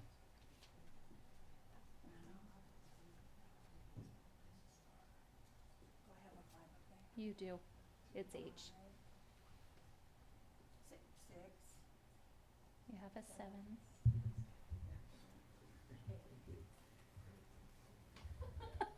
Eight's a good number. Are you sure? I don't know. I don't. I'm hoping that we don't go too far down this list. Stare at it for a minute. What is cave? No, I didn't want that one. Go swap it for 20. Just kidding. I don't even have a 20. Don't we have 19 now?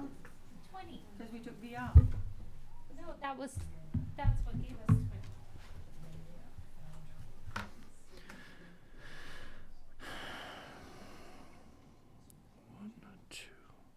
So now I don't have cave. I have what? Oh, I have 2 14s. So that's one is probably an 8. Oh, neither one of them can be. Boy.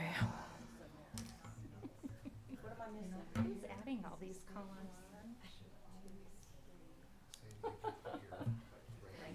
Really builds up your confidence in the board, right? We can't count to 20, but No, but this kind of task where you're yeah, I'm going just from a kidding. screen to a paper to it's a good brain So exercise. what did I have 2 out, 14s? Yeah, you have to. This is the hardest thing I've ever had to do as a board member. Really? You've sat through how many truth and taxations, a school closure? Those This are is my- the hardest. Those are much easier. Where? Ooh, and they're both.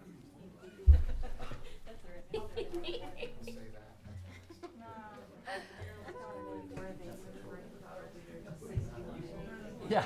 Seems to be, they're just gonna be glad to get their numbers up there. Just throw a number up there. That's a week-long process. I needed more time if I was reading them. Those 20s lining up. I think I got it right. Ew. Good place. I agree. The lowest ones were the hardest to rank because I was like, I want these 5 You have a to be a 20. spreadsheet going, John? Okay, so you can tally, you can sum the columns. Thank you. Great. Great.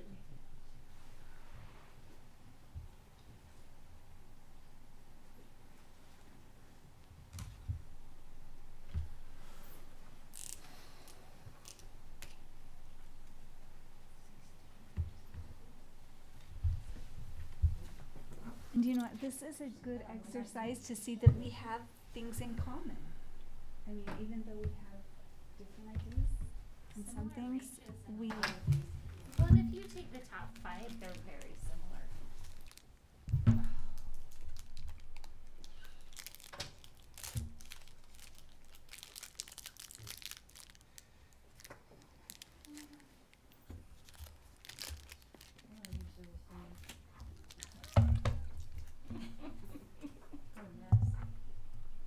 We're taking a caffeine break after this, right?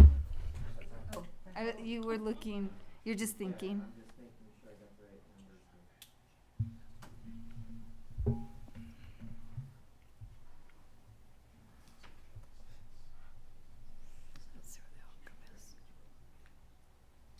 Well, I kind of like this. I like being able to rank order. Sorry, Daryl. It's staving off dementia. It's just not fair in the terms that the ranking process is just not a fair process. Oh, in case somebody is ranking maliciously. Well, even that, Do like, you if, suspect members of our board? no, I don't say even maliciously. Like, I don't really care about your project, so I'm gonna rank that low. But everyone else might think it's really important, but you're gonna be skewed, it's gonna be skewed low We could, because if, of me. How if that is looks like an that- issue, we could drop out the high and the low. Oh, but the low, I would change if I knew that. I'll drop the low, but dropping the high would be taking out my top priority. Drop out the low then. Yeah, How they do it when they judge gymnastics. Let's just see how it turns out. I'm fine with that. You can take my low.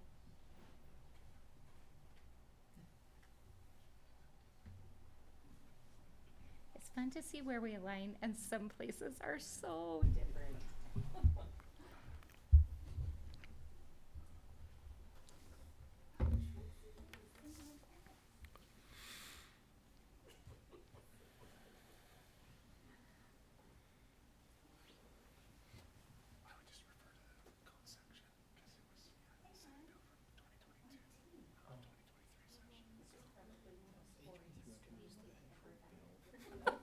people are like,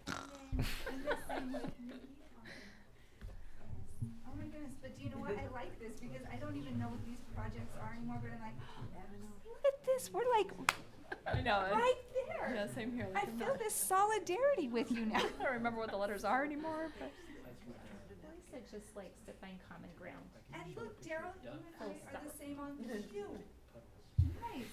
And Marilyn, we're the same on P. Oh my goodness. There you go. Sorry, Q's getting dropped out. I'm looking at the 20s. Yeah, it's interesting to see the 20s. K. Those off the Gave list. that what? Day breaks additional. Oh, they really do. Yeah, you come in my office, I enjoy talking. I was just like, I cannot rank W without a range. Like, what if I'm saying Same yes here. to $50 million? Right, same I here. can't do that. This isn't a serious consideration. It Uh-huh. doesn't have a.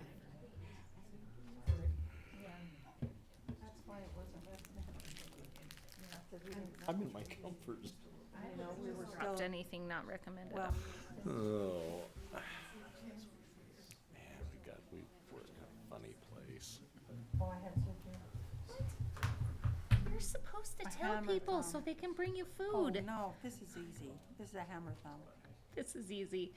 Well, no, I called Ron, it was actually, the VP from Harriman Oh, High. okay, got a hold of you. Got a hold of it, just call, instead of calling 8865, he called our main office.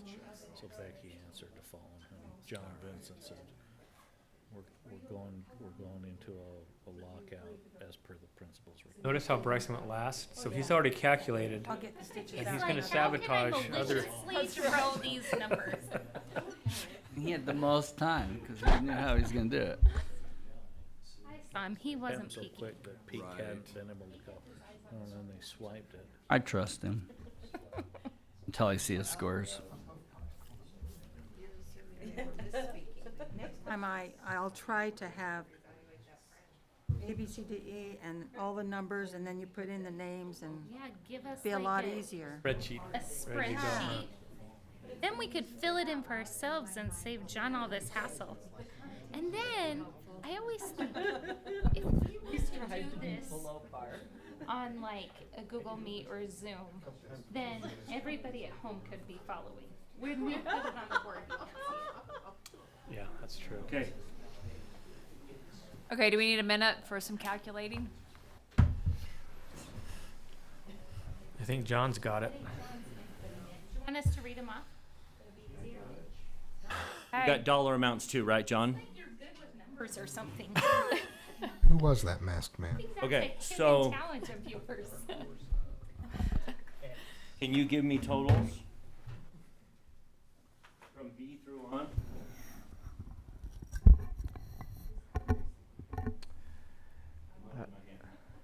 Wait, what totals Okay, are you B. asking him for? Sorry, Oh, I was working on the top already. B is 91. C, 91. D, 39. E, 58. F, which I included G, is 37. H is 27. I, 75. J is 19. Anyone got bingo yet? Bingo. K is 111. oh, M is 71. N, 47. O, 57. P, 120. Q, 121. R, 112. S, 87. T, 105. U, 28. W, 120. X, 54. Okay, so take all the hundreds off. which ones start at 15 million? If Funny. we go from the top to the bottom, draw me a line where we hit 20 million. Let me circle the ones What? included in 15 million. Yeah, and give me all the ones included in 15 million. In case we want to design extra, in case I wouldn't mind it Are seeing you stretched doing it to in 20. order of lowest to highest? No, we're just gonna eliminate, well, I'm just gonna, we gotta draw a first line to eliminate a whole bunch of them, and I think the line is 15 million. Anything with Why 100 don't and we above just is probably start off, at the right? lowest number and add the The problem amounts is, it's until gonna we make, get in if our we add range. a single project, then anyone listening will know exactly what Oh. that project's worth. Yeah, but he doesn't have to tell us. He can just say, okay, you got to 12 million at your fifth or your fifth number. Okay, and that's what I'm doing. That's general enough. There is an item that is on the edge there that really rocks it between upper. Include it. Okay, go ahead and include, no, because then we're gonna talk about that Want last to know edge where one. we're at for 12 and then where we're at for 12. 15? So I wanna say 15 would include these, 12 would include these, 10 would 10, include these, and then we can talk about the edges. Okay, but don't. So if but we do don't a hard, exceed- if we do a hard cutoff at 12, so it can't go over, or sorry, if we do a hard cutoff at 15, so that it can't go over 15, But he's saying there's a 15, there's one on the line. I Yep. would include that in for now. So if you have a hard line at 15, I've got your number for you. Okay. You want those? okay, how many more does that include than the hard line at 12? Are we? Is there any recommended price over 15 million? Yeah, let him hear it out. Why? One project. See, that's, There's one project that was between 12 and recommended. 15 is one project, and then when we start talking about that one project, everyone will know what it is. But they won't know the dollar amount. So we're just gonna do 15 and 10. But I would like to see all the recommendations up, recommended projects on the discussion still. You wanna what? I would like to see if we have to go over 15 for a recommended project, I think it should still be on our consideration on the first round. At 15? I'm having a hyperventilation attack at Can we 12. find out where the cutoff is at 10 and at 12? Again, I think this is a flawed Okay, give us the cutoff at 10. flaw. Let's give us the cutoff at 10, and let's all ask, are we all comfortable that those are on the table? Okay. Give us the cutoff at 10. Help me circle the ones that are at 10. The letters Yes, Yeah. the letters that are included in 10 million. would be D, F, H, J, U.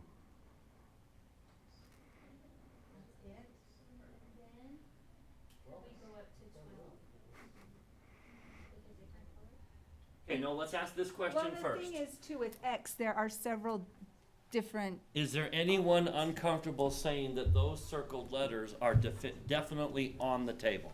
Anyone saying, I feel very strongly that one of those letters should not be on the table?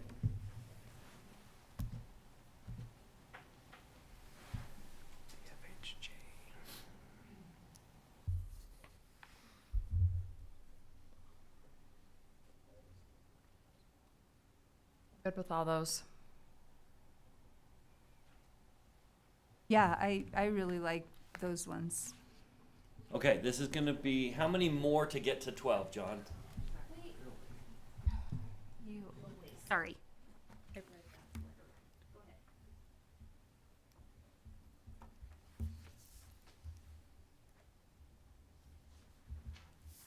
One would be still under 12. Two would be over 12. So to add 2 more would just- put us a little over 12. Want to give us just what the next two are? Give me the next 2. I'm gonna put these in a different color, blue. N, N and X. and X. And those are in no particular order, so no one knows which one was more or which one was less. But if we do the red and the blue, that's accounting for our priorities, and that's a little over 12 million. Wait, is it a little over 12 million? We can add it up and see, Or is right? it? It is just under 13 million. Okay. So I would propose that we stop there. Unless you want to make a case for any of the others. Darrow, you're the one that felt like this might be a flawed system. Can you make a case for something that's not circled? Yeah, I mean, I think E, E? but that's me. I think if under the old system, E would have been included, but.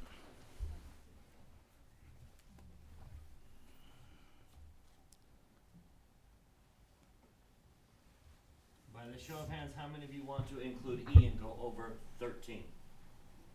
See, to me, it's not so much that, oh, E is going to send us over. I just think the ranked choice voting is a flawed. Everything's flawed. The only question is which flaw do you like the least? Well, I think it's unfair that this flaw was surprise to us because I could have given more thought to this. This system takes a lot longer to think through. Make your case now. Make your case as to which one of those projects should be circled and that isn't. Like, just as far as just picking these top projects, though, we came out with the same result that we would have Yep. the way we did in the past. And I disagree.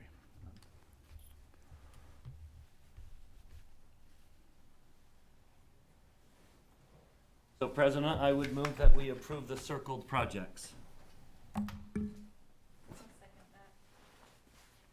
Okay, so we have a motion by Mr. Dunford, second by Ms. George, to approve these projects to move forward to go out for architectural rendition. The circled projects to move forward to go to architectural design phase. Is there discussion? Will we be able to keep our ranked numbers so that if bids come back different than estimates, that we know where our priorities were without starting over? Mr. Larson's got this, right? You'll save this? Okay. The recommended range from the finance committee was 10 to 12 million. And we're just under 13. What We is, haven't spent any money. right, We're just saying Based- no other projects could possibly be approved. And not all of these will be. But no other projects are going to be possibly approved. None of them are going any further to architects for further information. That's what we're saying. I'm wondering if there would be any harm in including the next two, which would be O and E, as far as the lowest numbers, moving those forward to the architectural process. So, Yeah, what's the possibility of the ones that we've circled coming in lower than the estimate? Maybe we've done there's that in not the much. past. Okay, so it comes in low enough. Now we're under the 12 million range, but we don't have anything else to fill it in with because we didn't move ahead with the architectural phase. And it seems to me that there's a natural line if you include those two. Because the drop off of after those two, we're approving one that just has a small number of scores over those two projects. But then after that, there's a pretty good drop off. So make your motion, Brian. I move that we include. I'd like to amend the motion. I'd like to amend the current motion that we also include O and E to move forward in architectural design phase. I'll second it. Okay, so a motion to add O and E to this list. Discussion to that motion. My question on O is the whole thing, or do you want to separate those out for bid alternates?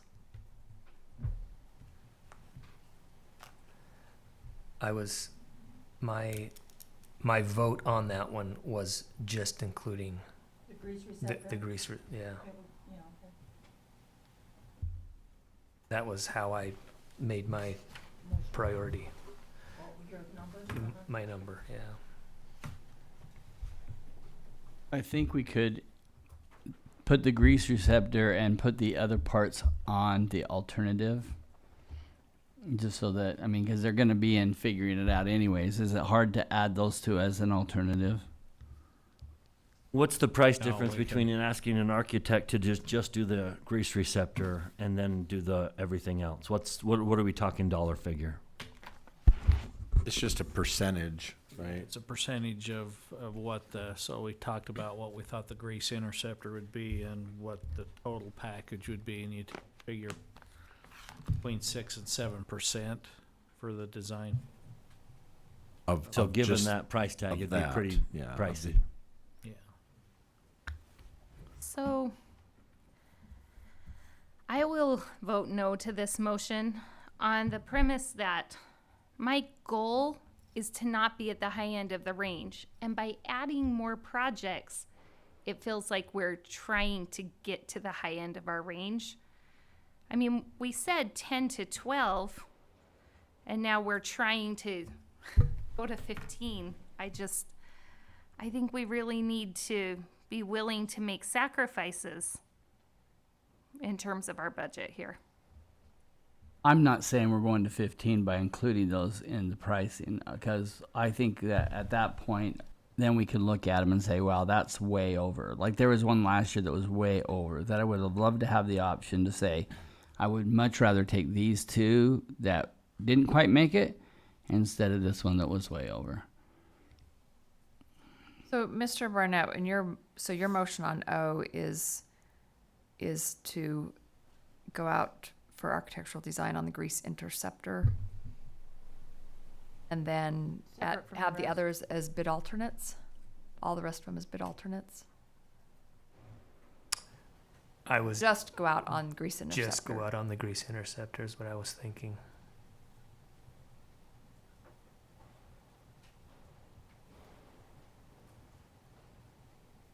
Okay, so we need to vote on whether or not to amend the motion. Is that correct? Correct. Add O and E, and Correct. O being just the grease interceptor. Okay, all in favor of amending the motion to add O, just the grease interceptor, and E, please say aye. Aye. And if you're opposed, say nay. Nay. That passes 5-2. Need to know who said what. so- The nay votes were Mr. Dunford and Ms. George. Okay, thank you.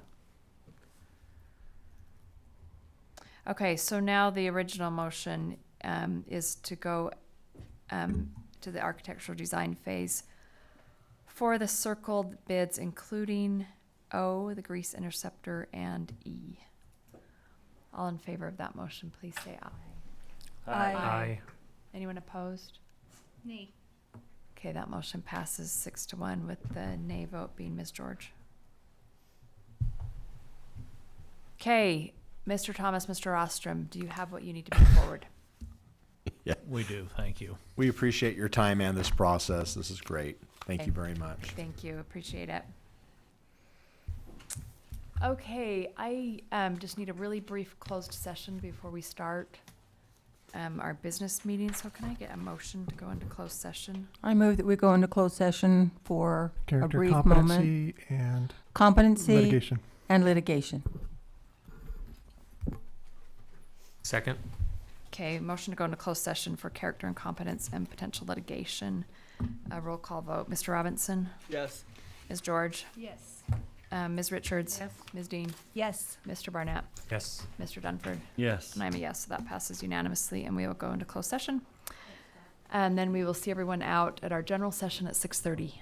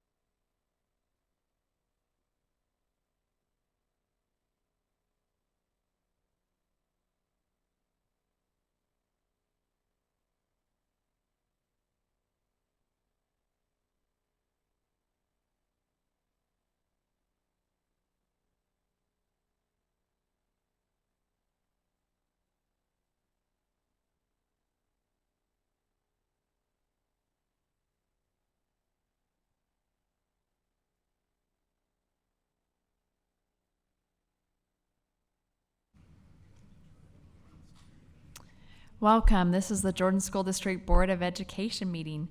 Today is Tuesday, August 22nd, 2023, and we are here at the JATC South building.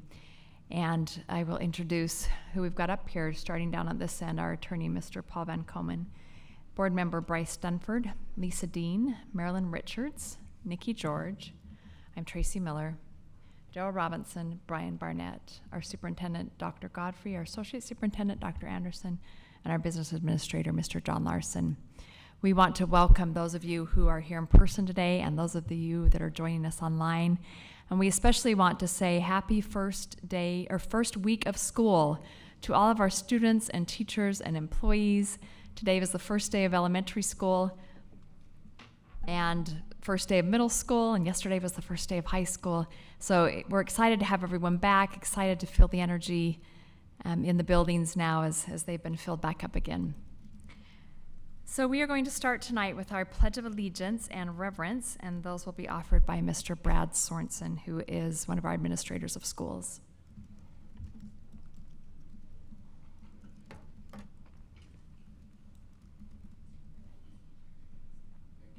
Bush. Okay, thank you. Can we have the audience please stand and join me in the Pledge of Allegiance? I pledge allegiance to the flag of the United States of America and to the republic for which it stands, one nation, under God, indivisible, with liberty and justice for all. Thank you. You may be seated.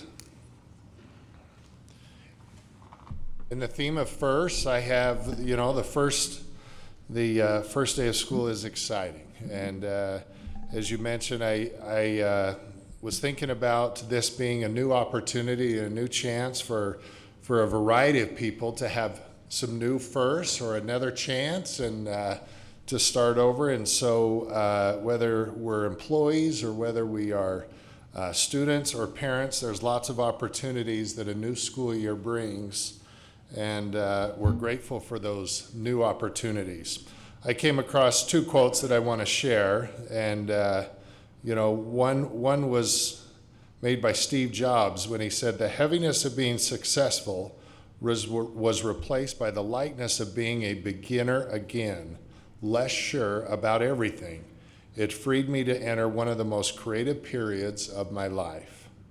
And the other, given by Dr. Martin Luther King Jr., said, "Take the first step in faith. You don't have to see the whole staircase, just take the first step."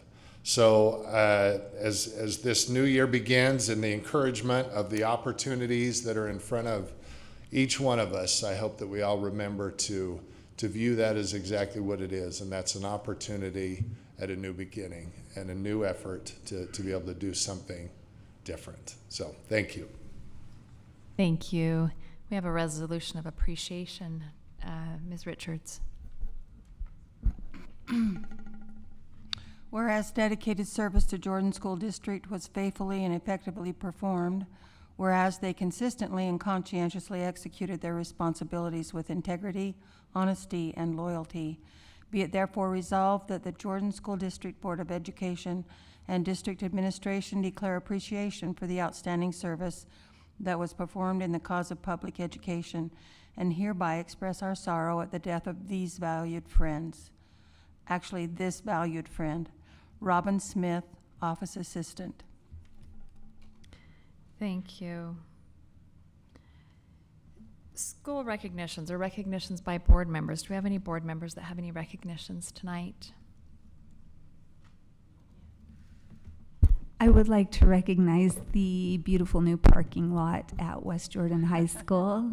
Thank you, Auxiliary Department. It is beautiful, smooth, and amazing, so thank you. I wanted to just, on top of that, just thank the Facility Services Department for not only working on our summer projects, but they do a lot of work in the schools. I went into Mountain Ridge with my foreign exchange student, and she remarked that she thought this was a brand new school, and it looks like it's brand new, and it speaks well to how hard that department works. Transportation does so much work in the summertime in making sure those routes are right, and You know, we had a storm in Harriman. I might have mentioned this. We had a storm in Harriman that the fence blew over. It wasn't on our property, but the homeowner thought it was. And I called Mr. Thomas, and I was surprised that he didn't call somebody to go and do it. He went and talked to that homeowner right there and stayed with them for, I think it was hours.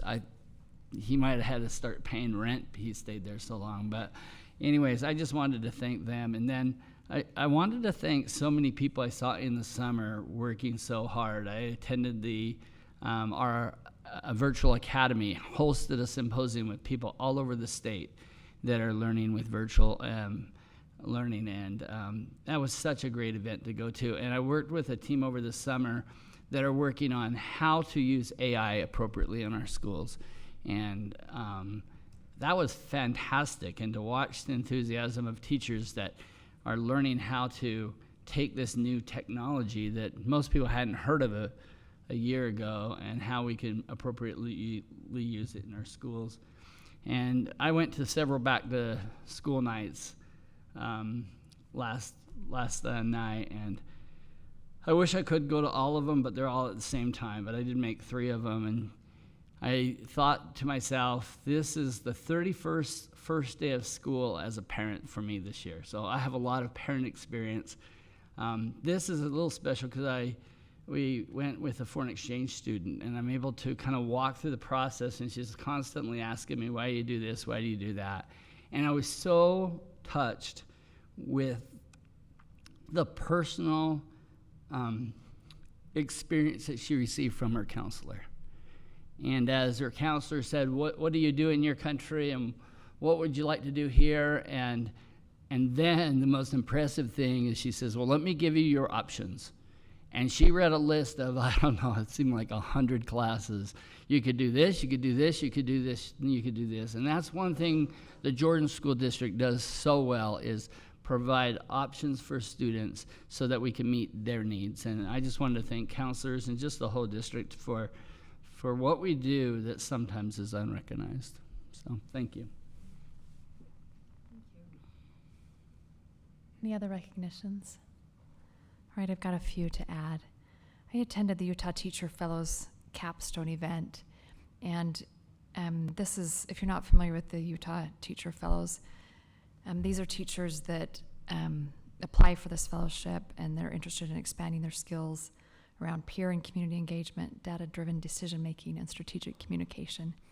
And they really put a lot of effort into this that they're able to bring back to their schools and to their teaching. And so there was one cohort of teacher fellows that was finishing up, and then a new cohort has begun. And so we just want to congratulate the new ones from our district, and this is statewide, but the new ones from our district are Kelly Cannon, Brenda Straley, and William Shields, and congratulate them. I'm looking forward to the work that they'll be doing.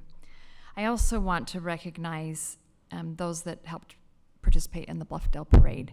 As a board, we participated in that parade and had a great experience, especially Bart, who was the bus driver for that. He was great. He was so great. I mean, he was the hit of the parade, just waving at all the kids, making connections. So just want to thank Paul Berger and Scott Thomas and Roxanne Sigurd, Sandy Reescraft, everyone who was involved in helping make that a success, and Ms. George and Ms. Dean for walking, and Ms. Dean's child for joining us. Thank you. Also want to recognize Amanda Bollinger and the staff from Teaching and Learning for all that they did for new teacher induction. We had 450 new teachers come to new teacher induction, and a lot of students. We had drumline and cheerleaders out there welcoming our new teachers, and that was fantastic to see. And then finally, several of us board members were able to go to the Bastion Agricultural Center a couple of weeks ago to meet with FFA students from our district. And Jordan District has a partnership with the Bastion Agricultural Center that I don't think most people hear about or know about, but we have a lot of students in our district who are very interested in raising sheep and goats and learning how to raise them and show them, and we were able to go down and talk to those students and meet their animals. So great partnership that we've got with the Bastion Agricultural Center. Okay, those are recognitions. Superintendent, do you have any? I echo all of those, and I want to thank Carolyn Goff and the Teaching and Learning Department and everyone who helped in all of the schools to put on the Teacher Professional Development Day last week. The board negotiated with JEA many years ago to add a paid day to teacher contracts to have a professional development day district-wide. And this was, we calculated the equivalent of 3 national conferences based on the number of speakers and breakout sessions and we had and the number of people that were served. We had 12 different or 13 different strands going and breakout sessions that were provided by expert teachers in Jordan District. We had speakers from the state level, national level, international speakers that just provided great professional development for teachers that were specific, and the professional development was specific to the grade level or the subject that teachers teach. So it was a tremendous effort and very well done. And so thank you to the teachers who participated, to the teachers that presented, to everyone who organized and supported that effort, and to the board for supporting that effort. I think it was a day very well spent. Thank you. Okay, next we are on to our public comment section. We have, do we have any elected officials here wishing to make a comment? Okay. So we'll go on to our patron comment section, and if you were interested in making a comment, just make sure that you've signed up for that, and we'll take the people in the order that they signed up. So just as a reminder for those of you that haven't been here for patron comments, we do give 3 minutes to each person for their comments and ask that you be respectful of the time for that. We don't take public comment on personnel issues. If you have concerns with a specific individual, we ask that you contact us directly for that. We encourage patrons to keep their comments appropriate to all ages. And the board doesn't discuss items that are not on the meeting's agenda, but we may ask staff to follow up or be in touch with you in the future for that. First, we'll take public comment on items or for people that are here in person, and then we'll follow that up by comments that have been emailed in. And then one last thing, when you're called to the podium, please state your name. Even though I've already said it, we just want to make sure we have the right person here at the podium.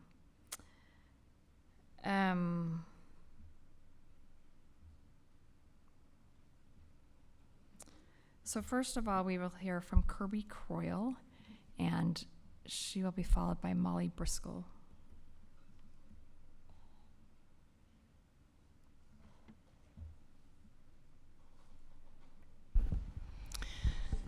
Thank you, President Miller, and thank you, Superintendent Godfrey, and all of the board members for your service. My name is Kirby Croyle, and I'm with the League of Women Voters of Salt Lake County, and I am the chair of what we call the Local and County Government Observer Corps. We observe, listen, ask questions, and try to learn and understand the work you do, the challenges that you meet, the implications of state law and local law on your good work and the good work of the school districts. We also observe the county council, the city councils across the valley, and part of that conversation is essentially to make sure that our members who are mandated in this role to be nonpartisan, to listen, to learn, to ask, and to congratulate those of you who are working so hard for the good of our children, our communities, our families, and we thank you. I'm here today to introduce you to Miss Molly Briscoe, who is a resident of the Jordan School District. She has energetically and excitedly agreed to be the observer for Jordan School District Board of Education. And at times, if she's representing herself, she will make sure to identify to you that as a resident, I'm asking a question regarding a school near me, unrelated to board business. the information that she gathers from the meetings are shared in a confidential way with the other Observer Corps members. We right now in the county have 18, including Salt Lake City and all the other major cities across the valley, including the some boards and commissions and the school boards. So I thank you for that. We look forward to learning more from you and collaborating with you and your colleagues for the benefit of all Utah and all Utah voters. And I thank you so much, all of you, for your service.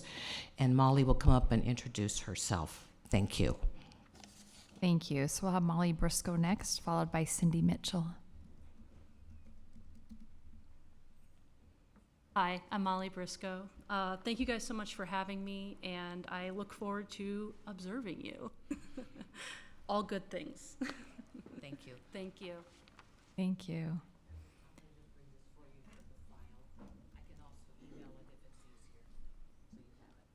Thank you. Okay, next is Cindy Mitchell, followed by Jennifer Fulmer. Hello, I'm Cindy Mitchell, and I am the librarian at South Jordan Middle School. I've been there for 26 years, and before that I spent 8 years out at Bingham Middle School teaching those kids. I tell you how much I love middle school. I love watching the 7th graders walk in at the beginning of the school year with their elementary school energy. They're just a joy to watch bouncing around the halls. I love the 8th graders whose hormones have kicked in and their bodies and minds and are changing so fast that they don't know which way is up most days. I love the 9th graders who are by that time too cool for school, and not just ready to go on to high school, but they believe, and some of them could actually conquer the world. Each of those kids comes from a very different experience from all the others in the building. They have different abilities, they have different likes, they have different things that are interesting to them. Unlike all the other classroom teachers, I'm responsible for every student in that building, from our cluster kids to our 9th grade honors kids. Some of them are into the classics. They're my self-directed learners who will read almost every book in the entire library by the time they leave. Others of them are still on Wimpy Kid, which is just fine for them because that's where they are. This last year, I was able to do like a 3-minute interview with 95% of the kids in the building. And as I was talking to them, one of the things that I loved was asking them where they learned about books. And it always made my heart sing when they told me that their parent had recommended something to them. I love the fact that parents are talking to their kids about books and sharing books that they love with their own children. Parents and children choose together. When a parent or a group of parents wants to remove a book from a library, we as librarians need to, and we instead want to foster healthy conversations about books between parents and their own children. Conversations about what the child is interested in reading and what the parent is ready for their own child to read, allowing other parents to make such choices with their own children. I think that's very important that the parents and the children choose together. And I want to thank you as a longtime employee of the Jordan District for the many times that I have felt supported by you in the classroom, in the library, just as a person who is trying to do their best as they possibly can for the children that come under their care. Thank you. Thank you. Jennifer Fulmer, followed by Stephen Burt.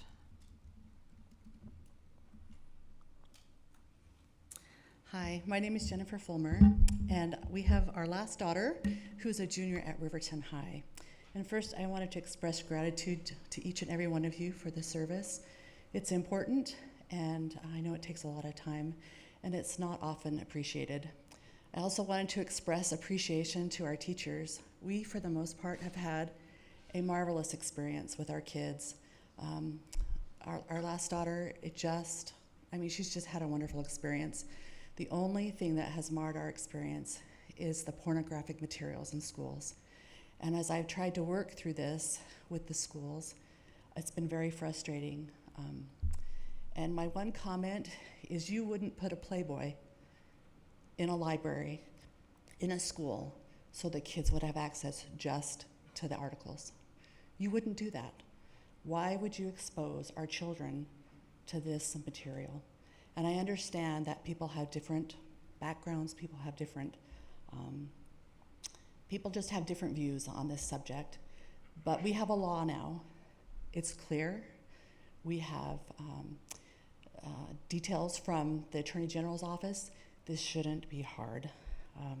And as a result of kind of the roadblocks that we've come into in our school, it's just been heartbreaking. My daughter now, we have a deal, and she's very obedient. We have a deal that she can go to the library as long as she just works with her friends and doesn't peruse the stacks anymore.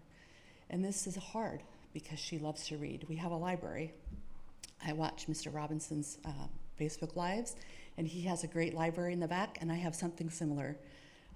Reading has been the backbone of our home. And I know that there's a lot of criticism saying that we can't, that our kids have to be exposed to this stuff eventually. And I found something that really expresses kind of how I feel, and I just wanted to read it to you tonight. People often say to me, you can't keep your child in a bubble. And I reply, it's not a bubble, it's a greenhouse. A bubble stifles growth and blocks out nutrients. A greenhouse provides an environment for cultivation. Children's hearts need to be greenhoused before they're ready to be transplanted out into the world. We release them when their roots are deep and they are mature enough to withstand storms and not beforehand. While they are still under our protection, we take the responsibility for engaging them in learning about different cultures, ideologies, and values. They should only know worldly teachings enough that they will be inoculated against them. It is neither parenting out of fear or legalism or going to the opposite extreme of being too permissive. No, our kids shouldn't grow up to be in a bubble, but they shouldn't be left exposed to the harsh elements either. And I just ask you, please, to help us create a greenhouse. Thank you. Thank you. Stephen Burt, followed by Sean Mathis. My name is Stephen Burt. Thank you, President Miller, Superintendent Godfrey, members of the board for your service. So I am a product of Utah schools. I started at Welby Elementary, went on to Jordan Ridge. I was at Bingham Middle. I may have been there when you were there. I had Superintendent Godfrey as an 8th grade English teacher. And then I went to Copper Hills High School, have a degree from BYU, and then ended up getting my law degree from the University of Utah. And I want to start by saying nothing I say today is intended to be legal advice. This is just my thoughts, but they're inevitably wrapped up in my legal training as well. I also want to start by admiring the folks who are here and echoing what Ms. Fulmer said. Pornography certainly doesn't belong in our schools.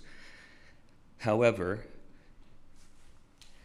the bright line rule that's been advocated for is unreasonable and legally suspect.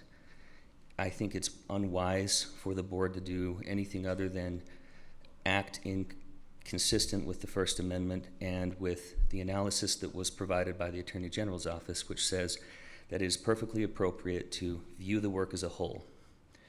It is, I think of certain books that I may have read growing up that had a real impact on me, that if you were to isolate a page or two, you might find that that's enough to take the book out of the library. And I was thinking about this over the course of the last month or so, and when I was in 7th grade, I decided I wanted to read Roots by Alex Haley.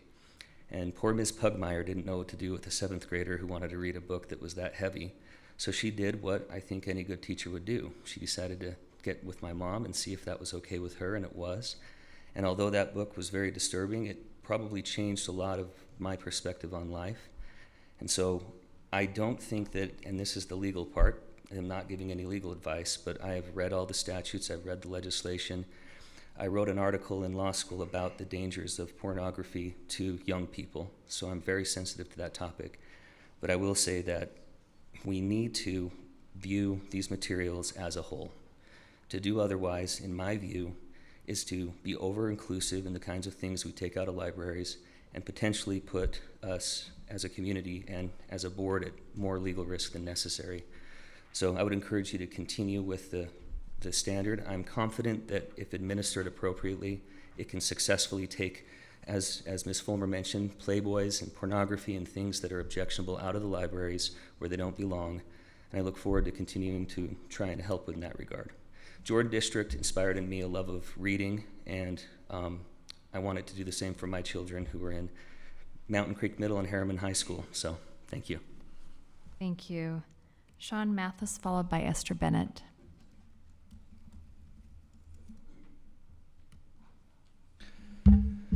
So, name's Sean Mathis. I've spoken with most of you. I've sent you an email earlier today. I was going to have it read through an email because I don't want to read the filth, but Ms. Dean felt it was unwise to have our administrator read the filth as well. So I'll go ahead and read the email, but I'll skip out the books that you've approved. It seems to me that we've depended on these committees. We have a whole bunch of unelected, secret, unknown, unaccountable committees who you've given your power and authority to make decisions, to speak for you. They don't work under my authority, they work under your authority.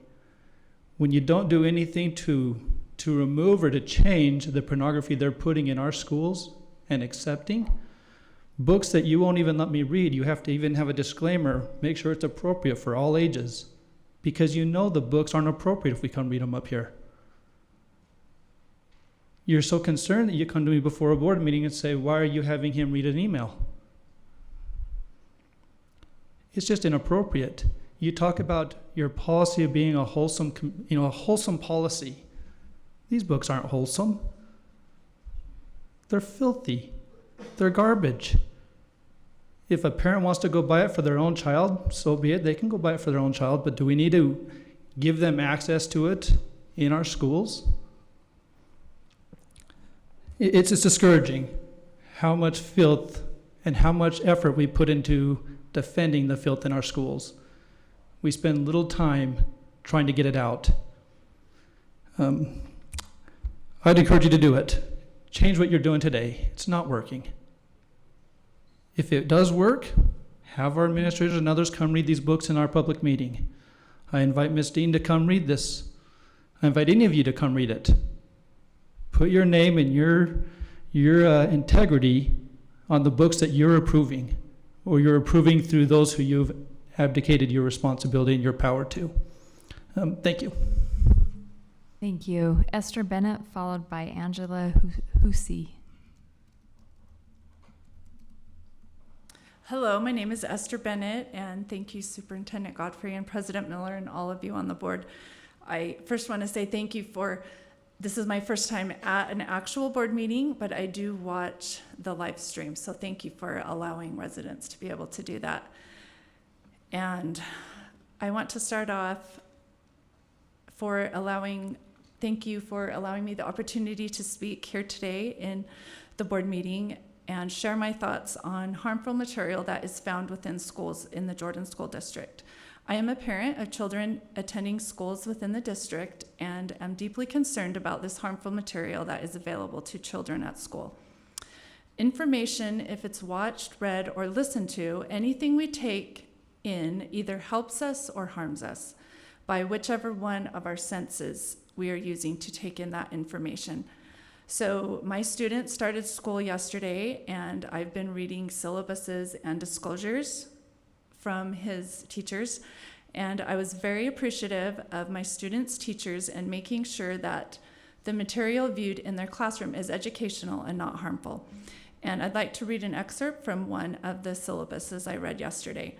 Throughout the course of the year, various media, movie clips, audio recordings, photographs, etc., will be integrated into lessons as supplemental material to support concepts and literature discussed in class. Portions of the following PG-13 films may be used in class. Scenes containing any nudity, violence, or especially graphic language will be skipped and not shown in class. And then as a parent, I have the opportunity to give permission for my child to watch that media, and I give permission for my child to watch the said movie clips.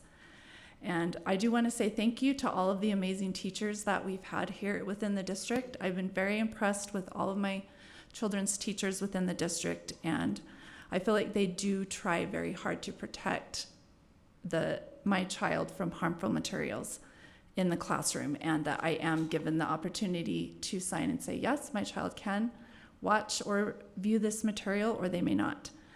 So why then is my student given access to reading materials that do contain those things mentioned above at school within the library? Why are books on the shelves within the district containing harmful material for these young minds? Why is harmful material removed from one school in the district but not removed from another school within the district? I challenged a couple books at my child's school last year, which were deemed harmful and removed after review and district appeal. Those same books are, however, found in other schools within the district. How is that material not harmful to students at a different school than my student's school? What's the difference about those students? Is it the location? The size of the school? Are the students immune to that harmful material? Please wrap up. Okay. The district policy needs to be revised to remove a book from the district instead of an on a school basis. As a parent, I feel like the material available at all schools within the district should be appropriate, educational, and safe within all of the schools. Thank you for your time. Thank you. Angela Hussey, I'm sorry, you'll have to correct me on your last name, and followed by Nicole Christofferson. Hello, my name's Angela Hussey. I have never spoken at a school board meeting, but I am here to speak about why I do not trust my son in the Jordan School District. And I mean this, I've had wonderful teachers experience. I've gotten to know a lot of people at my son's former school. But I wanted to let you know why I believe that policy has not been followed at my school, and it sounds like other schools as well. This is related to the controversial issues policy that used to be discussed often. It's been reevaluated, and I actually wrote some of you during the election about this, that it is too broad of a topic to be addressed because it's too unclear about what is a controversial issue and what is not. But my son was in a kindergarten classroom, and Scholastic handed his teacher a book, and that book was read twice. The teachers, I know that we're not talking about specific teachers, but the story was told differently each time. But then that was brought to the principal, and then that was brought to you. And it was not addressed that the controversial issue was a problem in that classroom. And I am also in support of the removal of the illicit content in the libraries. And because these policies have not been followed, and I know that they have been, it is very clear in state law that these books should not be what the kind of content we want our children to be looking at. I would like for it to be the same in all the schools, and I have other nieces and nephews that are also still in the schools. I would like to trust the Jordan School Board with keeping things clean across the board and making sure that our children are not allowed access to illicit content, and that is all. Thank you. Nicole Christofferson, followed by Robin Barnhill.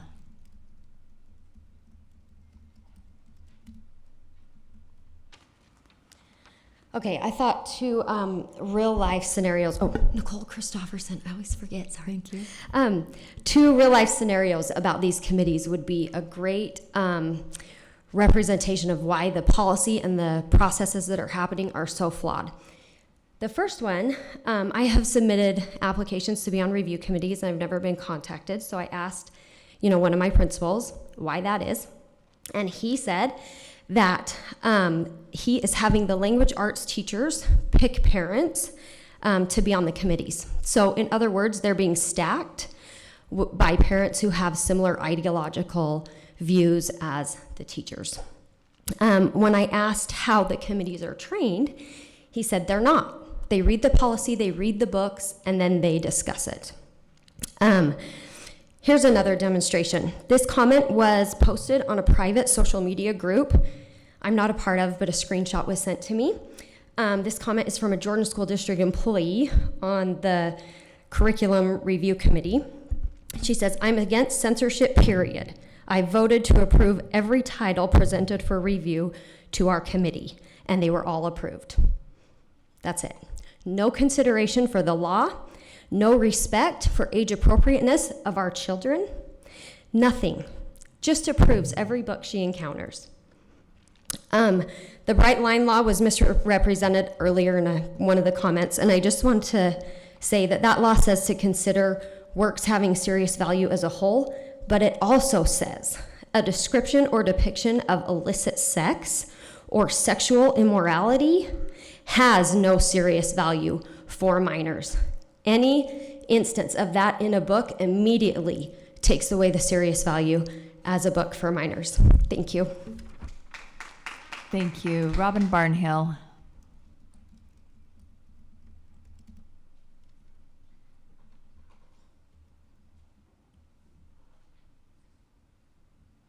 Hi, Robin Barnhill, Jordan District.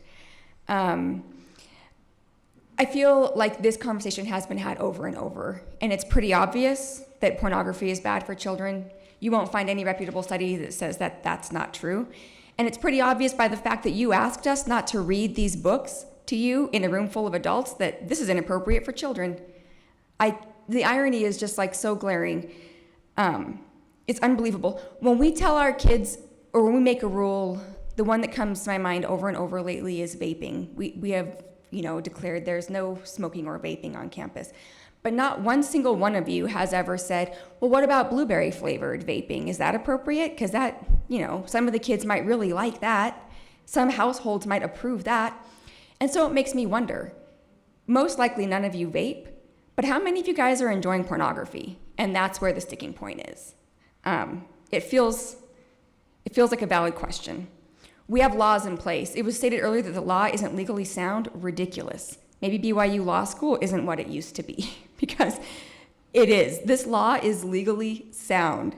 It's good, and it's specific, and it gets right to the heart of the problem without having to ban or remove books that are useful, because there are lots of books that are useful but also difficult to read with difficult situations.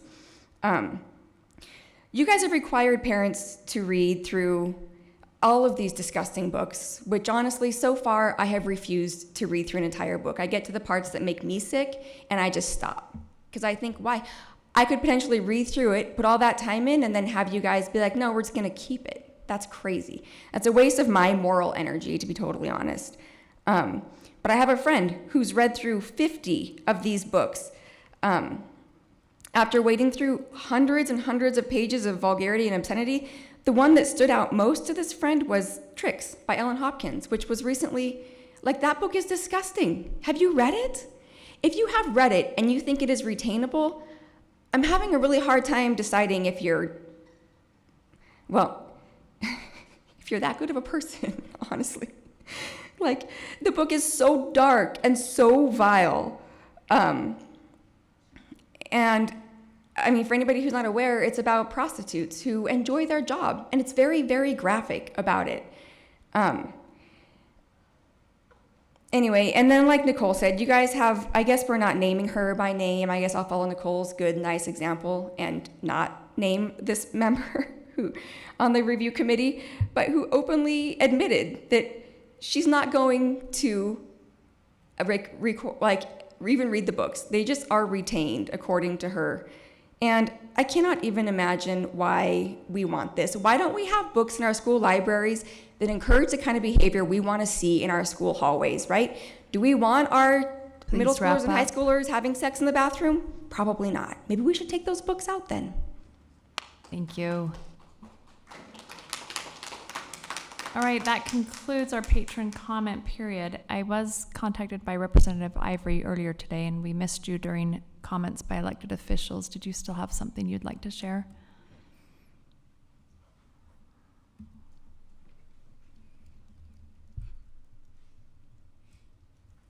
Yeah, thank you. There was some traffic issues getting here. How do you handle things? May I provide some things to you? Yes, you may. Okay, let's see here. Let me keep a copy.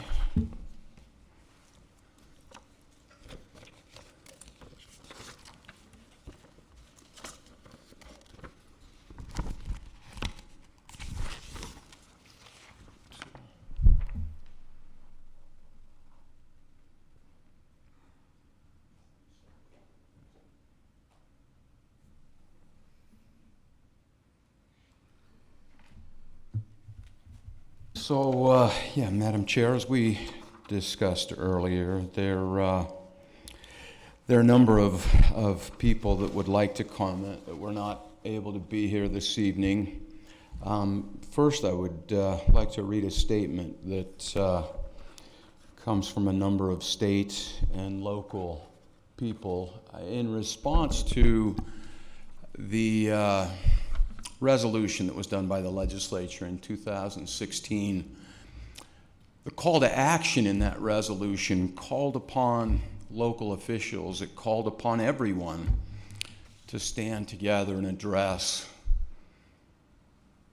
the pernicious effects that are ravaging our community from the impacts of pornography. And so this first statement I'll read is from a number of members from the local community responding to that resolution. If I may, I'll start with in the 2016 resolution. This is SCR 9, the resolution on the public health crisis of pornography. The last call to action was, be it further resolved that the legislature and the governor, this was passed unanimously in the House and the Senate, Republicans and Democrats, everyone standing together, unanimously passed this resolution. Be it resolved, the legislature, the governor recognize the need for education, prevention, research, and policy change at the community and societal level in order to address the pornography epidemic that is harming the people of our state and our nation.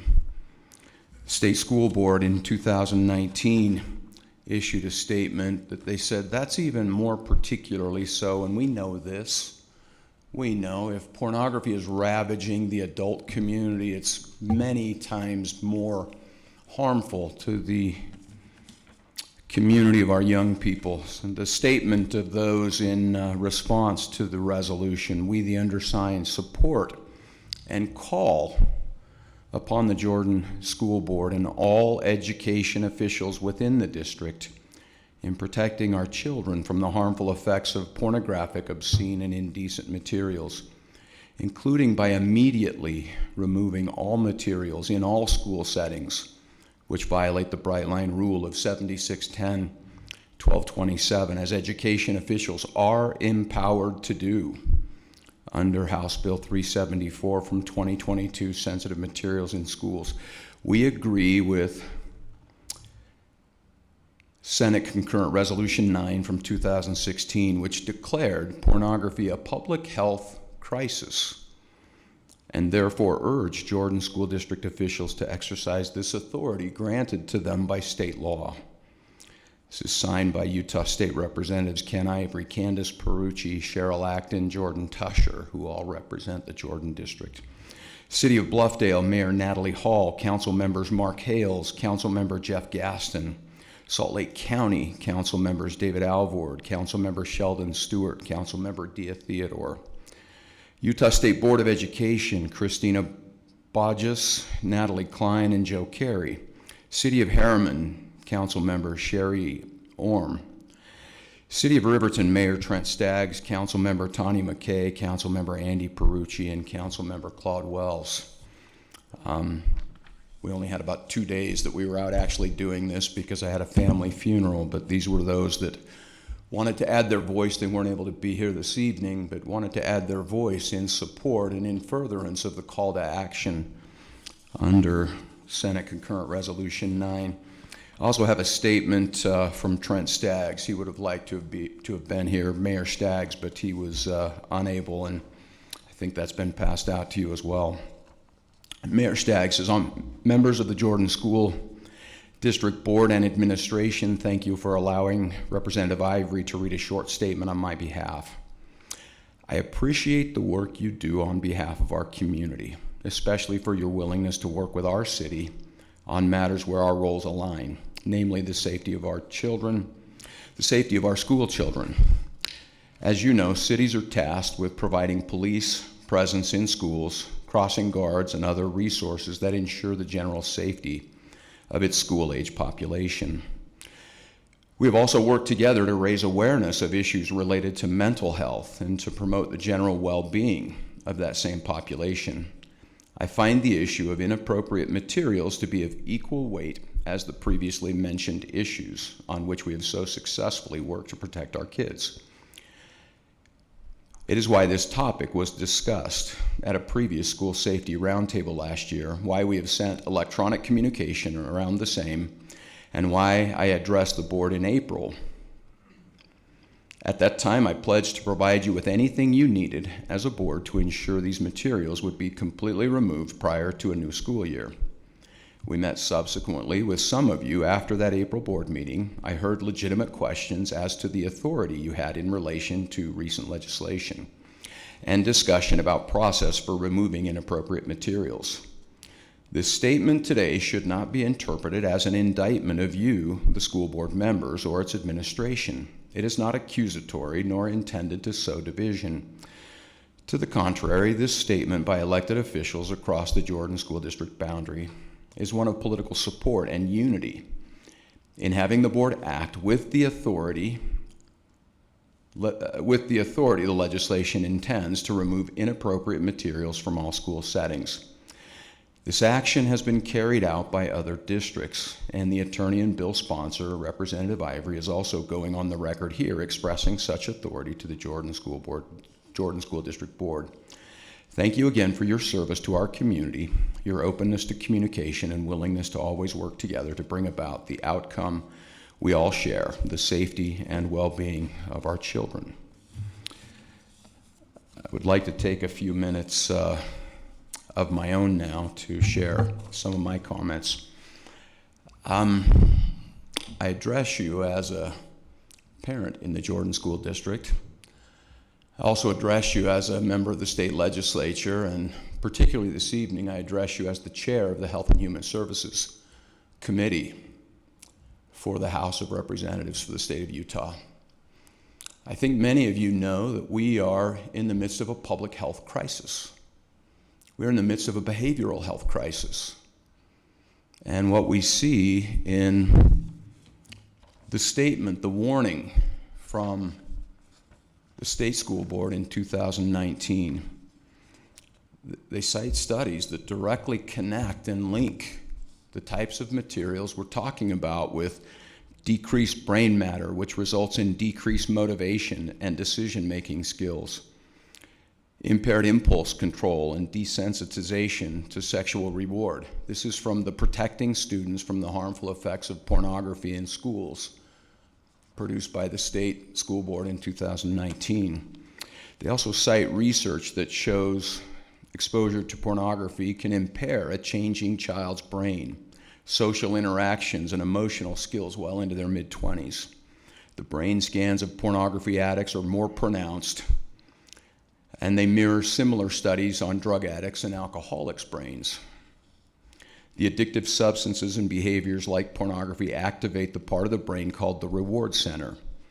And the risk of addiction is especially high because a teen's reward center in the brain responds 2 to 4 times more powerfully than an adult's brain and releases higher levels of dopamine. I speak to body insecurity and image. In the resolution the state passed, again, unanimously, every Republican, every Democrat, this was not a political issue, this was a public safety issue. They speak to the impacts of these types of obscene materials impact brain development and functioning, contribute to emotional and medical illness.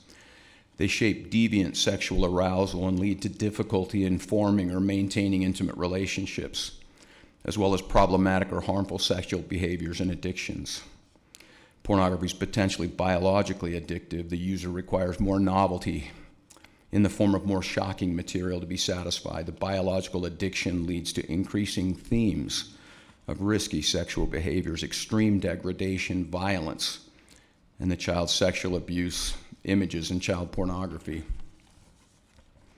Pornography is linked to lessening desire in young men to marry, dissatisfaction in marriage, and infidelity.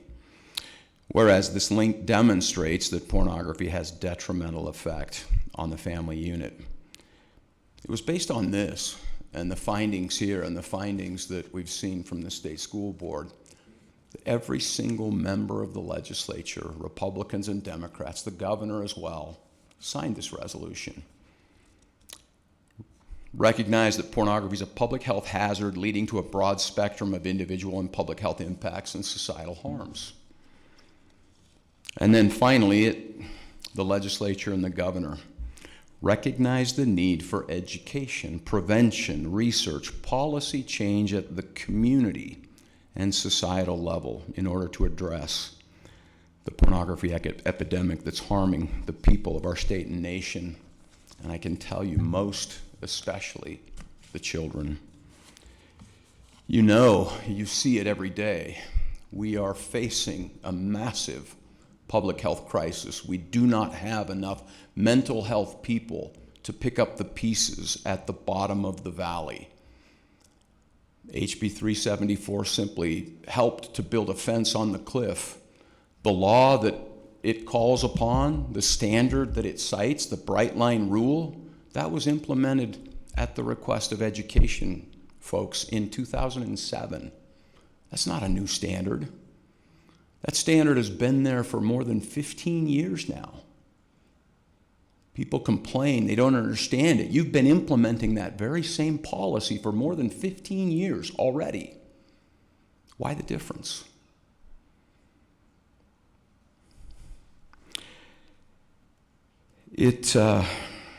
I would ask you the same question that I ask everyone that I speak to on this issue.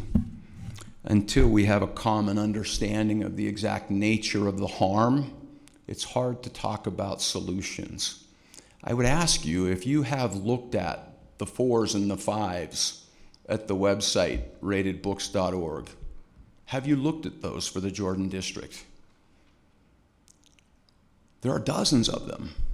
Many dozens, I'm sure. One of the mothers here that helped to put the site together could tell you exactly how many dozens of materials that are so obscene. I can't show you them here. I can't show them in a legislative meeting. We can't show them on TV, and so people think it's nothing. They think it's minimal. They think it should be reviewed as a whole. We're not talking about those materials. We're talking about the things that are in 1227 that directly, human genitals in a state of arousal, the acts of human masturbation, sexual intercourse, sodomy. This is in illicit sex and sexual immorality, fondling other erotic touching of human genitals or the pubic region. That's what we're talking about. Those are the things that the law since 2007 has said had no serious value for children. Why the difficulty in removing them? Many districts around the state have applied the Bright Line Rule, removed these materials. They've not faced an onslaught of litigation. That hasn't happened. It's not there. That boogeyman is not there. But I'll tell you, there are parents very distressed. There are children that are struggling. There are children that are finding satisfaction for their addiction in their schools. That's not right. That's not right. As chair of the Health and Human Services Committee, I beg you, take the layups. These are easy things. These are the easy things. Get this Bright Line Rule stuff off the shelf. We spoke at the Utah State Board of Education meeting, the working group meeting about, 3 weeks ago. And we discussed with people around the state, you can take these off the shelf even while you're reviewing them and looking through them. That's a layup. Why don't we err on the side of protecting children when the state board has declared how detrimental this is for children, when the legislature unanimously, along with the governor, has declared and begged you, called on you, urged local officials to take action? I pledge to you, I've already got the bill file open, we're going to clarify whatever else you think needs to be clarified. Every other district across the state hasn't needed anything else, because 1227 has been in law since 2007. 1235 has been in law since 2007. And you applied it very easily to sensitive materials that children might bring to school for 15 years. I beg you to take that action now. We are in the midst of a public health crisis. Children don't have direction, guidance, boundaries, and standards. And it's showing. These are the things that manifest in mental health and behavioral health. You can do yourselves a big favor by simply implementing the standards that have been there for more than 15 years, along with the others that have added their names. And I hope you know, and Madam Chairman, President, you know, I'm happy to work with you. I'll continue to work with you. We're going to work with you on other behavioral issues that we have in schools. We'll continue to do this. I beg you to take care of this. This is not right. And if you've not looked at that website and looked at every one of the 4s and the 5s on that website, and if you can look me in the eye and you tell me that those are okay, when we can't talk about them in a meeting like this, but you're leaving them there for children, that's not right. We can't talk about them in a legislative committee, but you're leaving them on the shelf for children. That is not right. Please, let's take care of this now. We'll take whatever other legislative action we need before the school year starts. Let's take care of this now. Thank you.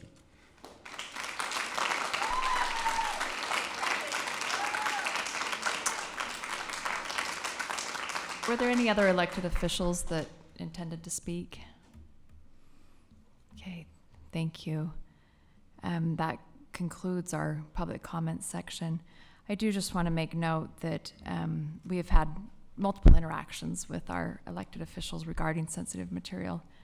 And as a district and as a board, our responsibility to provide a safe and appropriate learning environment for our students is something that we take very seriously. And last year we updated our policy to reflect changes in the law and to provide a process for reviewing sensitive materials at the school and district level. At the end of the school year, as a board, we did make the decision to review that policy. So we have created an ad hoc committee, and that committee is reviewing our literature selection and review policy and will make recommended changes or make any recommendations for changes. And so we just want you to know that any proposed changes will be discussed in future board meetings, and there will be significant opportunity for public input. And we also look forward to continuing to work with our legislature as the legislative session approaches to further clarify the law. Okay, we're now going to move on to our general business items. Can I get a motion to approve our consent agenda item? I move that we approve our consent agenda items. I'll second it. A motion by Ms. Dean, second by Me. Mr. Robinson to approve our consent agenda items. All in favor, please say yes. Yes. Anyone opposed, say no. That motion passes unanimously. I will take a motion to accept consent agenda items. I'll move that we accept the consent agenda items. Okay, motion by Mr. Robinson, second by Ms. Richards to accept the consent agenda items. All in favor, please say yes. Yes. Anyone opposed, say no. That motion passes unanimously. We have a few bids to approve tonight. Let's take A and B together. Can I get a motion on A and B? I move that we accept the consent agenda items: A, expenditures, and B, finance. Nope, sorry, Oh. we're on bids A and B. Oh, yeah, we are. Okay. I move that we accept the bids for A and B, the driver education canopy at Harriman High School and the driver education canopy at Mountain Ridge High School. Second. Okay, motion by Ms. Dean, second by Ms. Richards. Is there discussion to that motion? Did I understand correctly in my reading that moving forward with these is contingent upon receiving a grant? Okay. Mr. Sorensen? Yes, that is correct. We typically have to apply for these each year to get them. We've kind of requested to. We went out for some architectural drawings of these canopies that were paid for with the last, and so the bids that went out will help cover that cost. And so we haven't heard back from the state, but our bids are running out. So we're kind of getting the approval that if the grant comes through, that we can move forward with the bids that are available.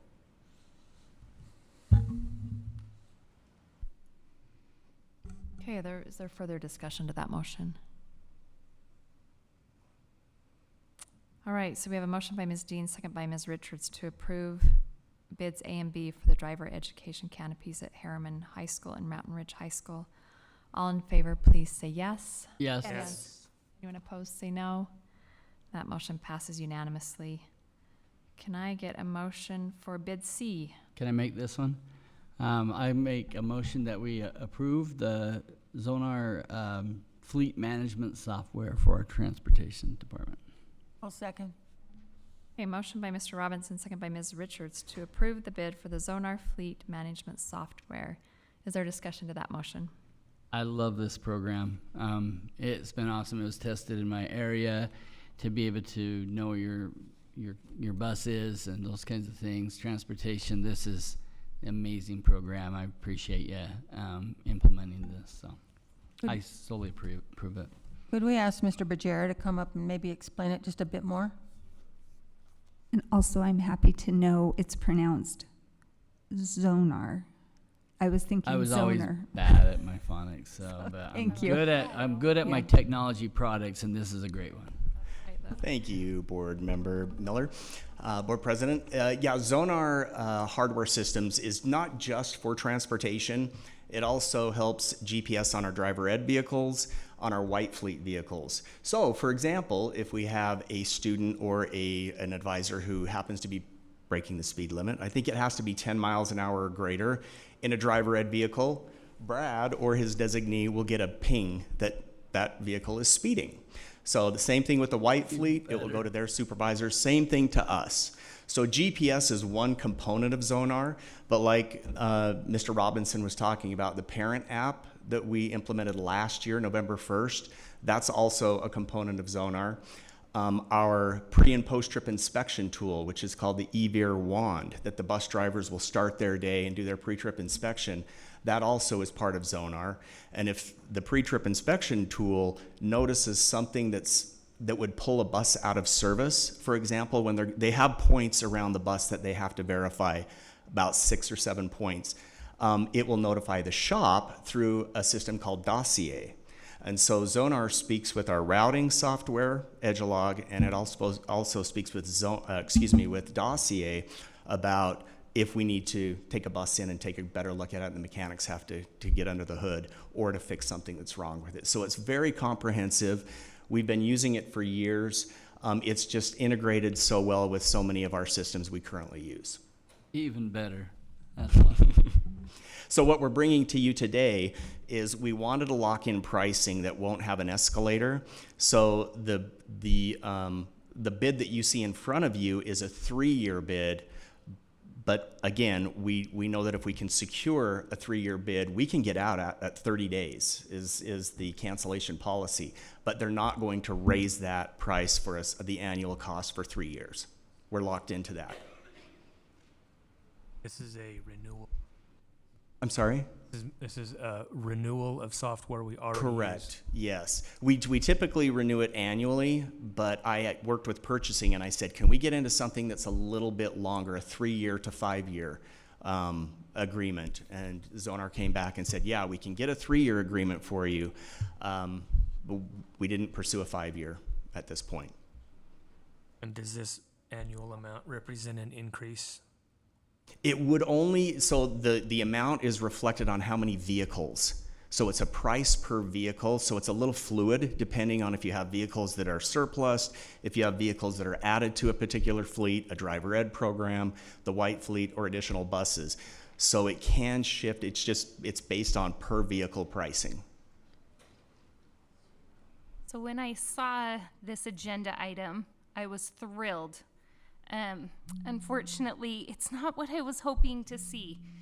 It's great that we have GPS services in place, and it is concerning that we don't have GPS services that will help our drivers navigate safely with their eyes on the road. I really would just implore that I see that bid soon. It's beyond time. Can you explain that a little more? Yeah, absolutely. So our bus drivers currently are not allowed to use any sort of navigation system to navigate their routes, which means that on their own time and at their own expense, they're driving routes, making paper notes, and then using paper notes while driving to pick up students. It's a high concern for me. This program could not do that. It would be a separate program, correct? It really would depend. You know, like, for example, our routing software, Edgelog, Mrs. George is talking about tablet technology, and she and I have had these conversations, and we are actively pursuing tablets on our buses. So, yeah, we are aware that this is an issue. We are aware that we need to get, we need some updated technology. Tablets have not always been effective depending on the climate you work in. I know Washington County they outfitted all of their buses with tablets, and they didn't work because it was too hot. So I've been actively pursuing as the director for the last 4 years how we can integrate tablet technology into our buses. So, but they are compensated. It's not at their own expense. They are compensated for the time that it takes them at the beginning of the school year to get their route, to drive it. A lot of them do it in a bus, the week before school starts. But I think there are opportunities for us to explore technology that does exactly what you're hoping for, and I know it's out there. So you have my commitment that that's something that I'll be bringing to the board. What does like UPS and Amazon use? Because they use tablet technology, don't they? And routing to where they have to go to the next stop. That I don't know about. The law that Mrs. George is talking about is you have to have a device that it's very clear. It has to be attached to the bus itself. So a driver can't just simply hold on to their cell phone and punch in an address. The route also, the tablets will enable the drivers to drive their route and pick up on the right side. It'll direct them to the right side of the road so that they're not picking up across the street, for example. And it also could be like my phone where it tells me there's an accident there. Don't go to your regular route. Go around this place. That I believe is available. We haven't gone out for an RFP or even an RFI at this point, but that is something that Mrs. George and I have talked about that we are pursuing this year. Other districts have in place already. Yep.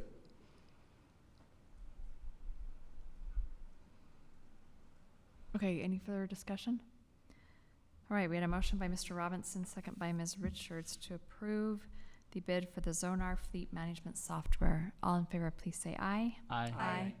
Anyone opposed, say nay. That motion passes unanimously. Thank you. Can I get a motion for bid D? I move that we approve bid D for nutrition services, Sidekick frozen juices. Second? Second. Okay, motion by Ms. Dean, second by Mr. Barnett to approve the bid for Sidekick Frozen Juices. Is there discussion to that motion? Did they bring samples for this? Did they really? Oh. Just kidding. No, that's nice that you thought about that. That's great. Okay, is there any discussion to the motion? All right, all in favor. Oh, we have a motion by Ms. Dean, second by Mr. Barnett to approve the bid for Sidekick Frozen Juices. All in favor, please say yes. Yes. Yes. Anyone opposed, say no. That motion passes unanimously. Board members, I skipped email comments at the end of our patron comments section. There's 5 to be read. 2 of them have been emailed to us previously. Would you like me to is it okay if I go back to patron comments and read our ones that we haven't heard from?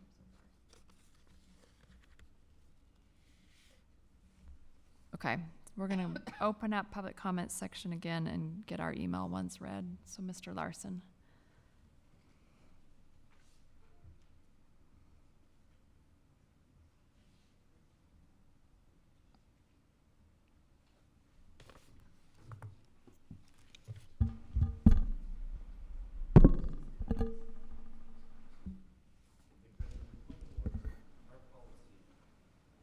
Our policy states that we take public comment for 45 minutes, which we have. So technically, we have met the requirements.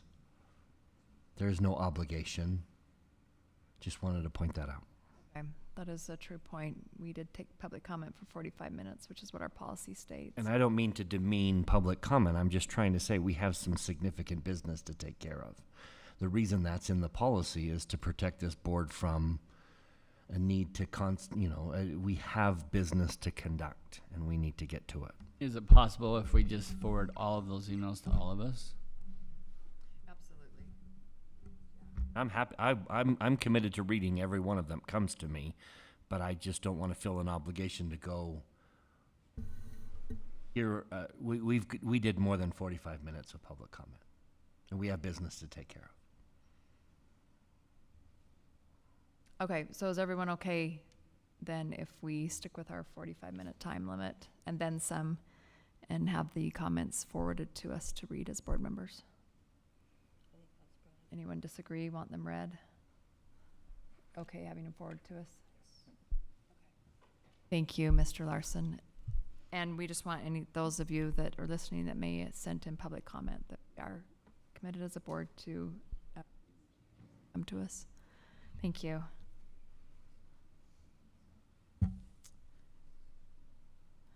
Okay, we are now on to our special business item, and that is a recommendation to approve the universal settlement and release of all claims in the girls' football litigation.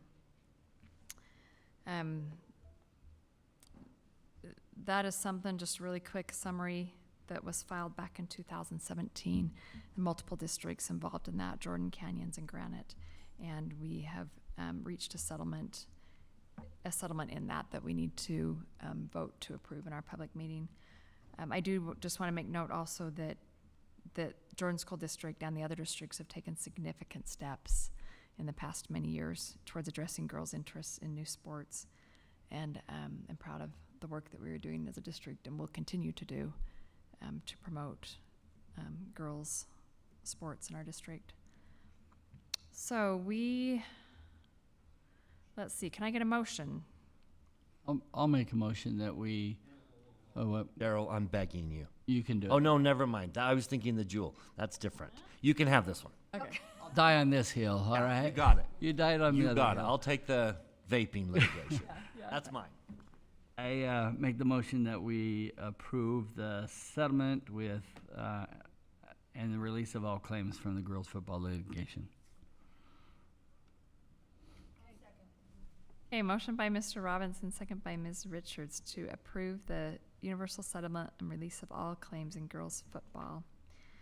Do we have anyone from the public that wishes to address us on this issue? Okay, is there a discussion by the board? I just wanted to thank everyone who's worked on this. This has been long and arduous, but I've absolutely loved watching these girls in action. They play most of their games next to my house at Butterfield Canyon, Butterfield Park, and I often walk down and watch them or watch them on Facebook. And our schools have been very open through our clubs policy and allowing them to, use fields and to announce their activities, even in some cases, receive credit, gym credit and such. And it's just great. It's great as somebody who's supported club sports in the past that we do have a way to be recognized as a club and also be recognized as a sanctioned sport. And so I'm glad to have this behind us. Thank you. Any further discussion? All right, we have a motion by Mr. Robinson and a second by Ms. Richards to approve the universal settlement and release of all claims in the girls' football litigation. All in favor, please say aye. Aye. Aye. Anyone opposed? Okay, that motion passes unanimously. Thank you. Superintendent's report is next. Dr. Godfrey. I want to thank the communications department and everyone else who got up at 4 a.m. to be on the news. There have been a lot of great stories about the wonderful things happening in Jordan District. The list is very long, and I'll be sending board members kind of a summary of the great news items. Now, sometimes there are difficult news items as well, but it's really been fun the last couple of weeks to see so many positive stories about great things happening in Jordan and celebrating the start of school and celebrating the efforts of our employees and parents and students. So I'll send you a list of those, but kudos to our communications department for making sure those great stories are told, managing the difficult times extremely well, and telling those great stories very effectively and lifting us all by doing so. So thanks to them for their hard work and for all of those whose stories have been told on the news. Principals getting there on their first day of school at 4:30 in the morning to be on the live shots and help promote the great things happening in our district. So anyway, great things happening. So thanks to everyone who's participated in those stories. Can I and to our make a statement on that? communications department for making those possible. Is there a way that we go and thank those news stations for that? Because I've really enjoyed those stories also, and I just wonder if sometimes we go back and thank them for those positive ones. I've thanked them in the moment. We thank them a lot in the moment. And yes. maybe even the board, as a board, we can recognize, especially the ones that seems to be some stations are filtering that more positive message out. So I just was wondering if maybe it's appropriate for the board to note that. And if I haven't made that clear in this statement, are the news outlets that I've been interacting with over the last couple of weeks, 3 of them today, have all been warm and interested in what we do and have told a great story about the things happening. So I've enjoyed my interactions with the media over the last couple of weeks. They've just done a really nice job of covering. Really have. So thank you for that reminder, Mr. Robinson. I really enjoy when we're able to work together. They're looking for positive stories, and we're able to provide a lot of those. And anyway, great job. Thank you to those who have been a part of that. Thank you. Committee reports and comments by board members. Do we have any committee reports? We had a day-long Utah High School Activities Association meeting on Thursday. And as soon as the minutes are out, I will forward those to you. We didn't make a lot of major decisions, but we did have a really good discussion, and a lot of things are happening on the activities side of things. So.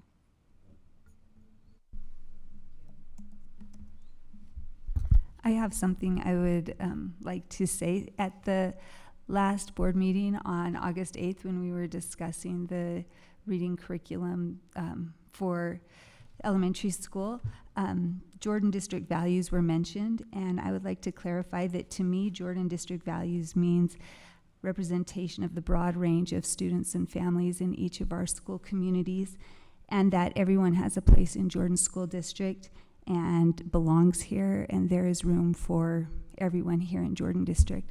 I also would like to mention that in last year, the Utah State Legislature signed into law that September is American Founders and Constitution Month.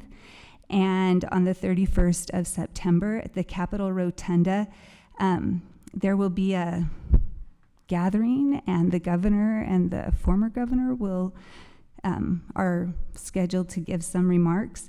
And on the invitation it says, "Sometimes we may ask what we can do to help strengthen America. This is an invitation for us to just show up to express love for our great country." And that's at 9:45, the Capitol Rotunda on August 31st. Did I say September 31st? August 31st, to kick off the Founders and Constitution Month. Anyway. Thank you. Ms. George, did you have something?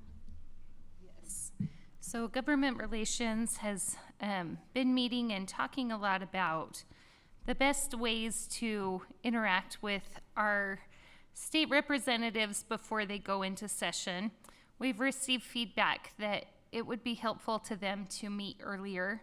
And traditionally, our board has hosted a legislative breakfast. Often that occurs in January. We wanted to propose maybe a spin on that idea to get your feedback on. Looking at the possibility of holding 3 meetings at schools that are inside of their representative areas. So the way that this could potentially go, we looked at a couple of dates. So a few dates discussed. I'm sorry to get too detailed, but October 4th, 6th, 10th, or 10th and 12th. We would only do 3 all in, but the 4th or the 12th were kind of up for debate at the time. It would be in the morning, so like 8 to 9:30. And then we kind of did like an outline sketch of how we could divide this out. So, for example, on one of those dates, we thought, well, we could meet kind of with the northern representatives. So possibly at West Hills Middle School, and invite Senators Harper, Reeby, Thatcher, Fillmore, and Representatives Ivory, Dunnigan, Acton, and Lubay. So all of those that are kind of representative in that area to meet with us in a more casual, interactive setting. So whereas our breakfasts are generally more of a formal, we do a presentation, we may have a performance, this is an opportunity for give and take where at a smaller setting we would all be able to interact more, talk about some of our priorities in a more intimate setting in hopes that we're doing it early enough that bill files and priorities can actually be changed, whereas by January, often they're telling us it's a little too late in the game for that. So it brings out a couple of logistical concerns. So first of all, the question of noticing meetings. And if we notice a meeting, then we would need to find a way to record meetings. So my proposal would be that I can give you each kind of a layout of when and where, and you could potentially say, I'm interested in attending this one, and then we can kind of look at trying to keep it below a quorum. But I'd love to get your feedback on kind of this idea that we've been tossing around. Anyone have thoughts? And is legislators from an area and board members from that area? Not for all of us to be at all 3 meetings. Right. If all of us were at all of the meetings, then we would need to notice it as a public meeting, and we would need to record it. So I don't want to say that's off the table, but logistically it's a lot more complicated. And that's where I wanted to hear your input. Yeah, and I would say, yes, if every board member would like to be at all three, then we would need to figure that out. I would probably like to be at all three. I personally like to interact with a lot of the representatives, excuse me, that are not from my area. So I don't know if we could figure it out. And that's not to say that we can't hold a legislative breakfast later on, closer to session, where we could all be there, it could be noticed, and we would have an opportunity to interact with everyone if that's another option that you might be interested in. I'm in favor of doing anything that connects us better with our elected representatives. So I kind of think both would be great, to have these smaller meetings. Because sometimes we have too many there, and so they give like one sentence or two sentences, and then we don't have those intimate conversations. So maybe both, you know. And you're right, that's been the problem with 15, 16 legislators in our area. It's And really hard at those big group meetings to have it anything meaningful. And I don't have a problem with noticing it either, you know. And I think it is a great idea. I think it's a really good idea to have these smaller meetings. And even though I would like to hear what all the representatives say in the smaller setting, I am willing to just stick to less than a quorum to make it logistically easier, because there will be the bigger one that has to be recorded and noticed if we do the legislative breakfast in January.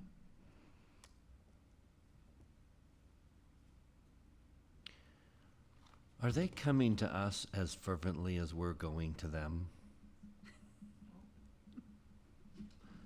I see a lot of effort on our part to connect with them, but I'm just wondering, where's the effort on their part to connect with us? Are we setting this up and they don't want to do this? Are they reluctant? Are they, oh, I'm thrilled to do this, thank you for setting it up? What's the feeling? To me, it seems like there are varying degrees of enthusiasm about something like this, about meeting with school board members. I agree, there's varying degrees. I talk to a lot of our legislators regularly, and there are some that really would like to sit down in the smaller groups and really discuss things. There's others that aren't as interested.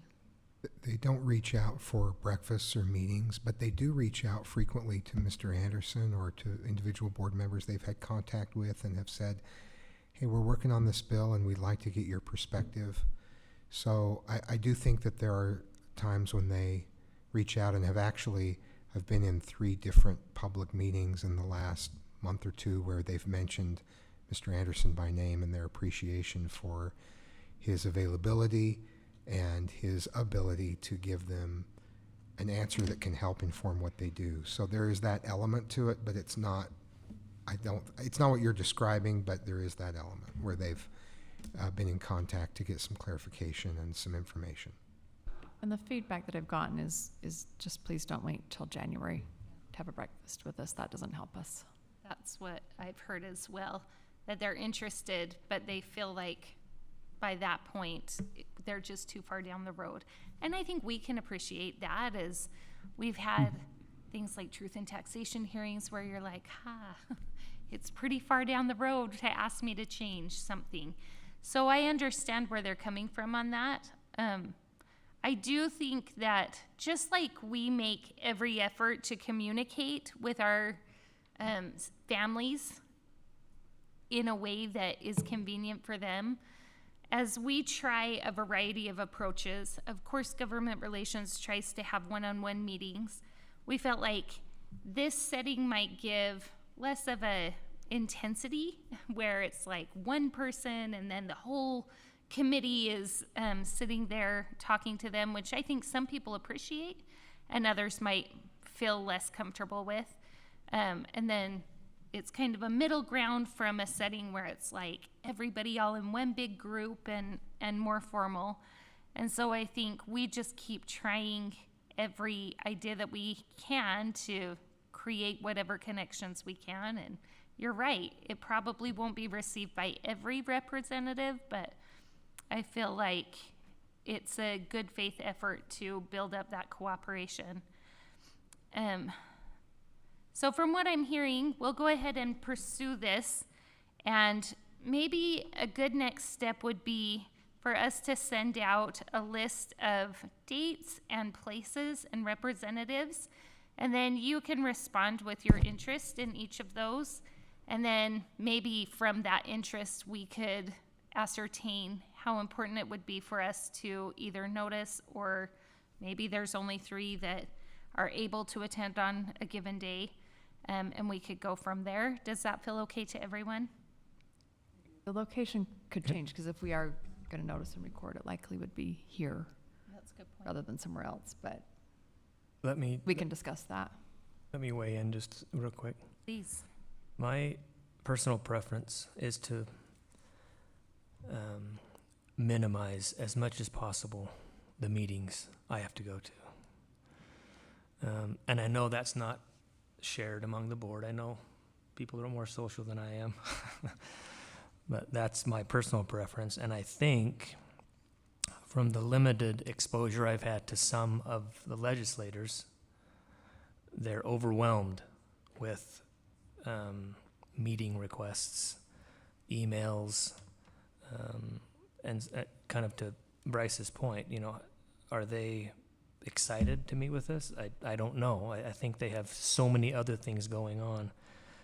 Personally, when I've wanted to interact with a legislator, I call them, text them, email them personally. And I mention that I'm a member of the Jordan School Board, so they know who I am.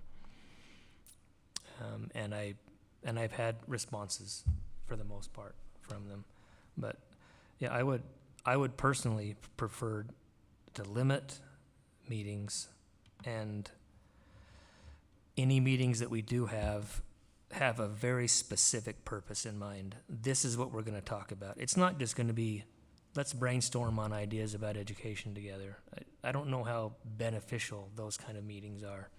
But if there's something we feel passionate about, we need desperately as a school board or school district, target a few of our legislators and have a very specific meeting with them. And that's actually a great segue into just another little piece of the committee report. So as our committee has met, and I know we've invited input on this, we've tried to look at, instead of always saying we support or don't support your ideas, we've thought about, are there things that we wish that someone would represent?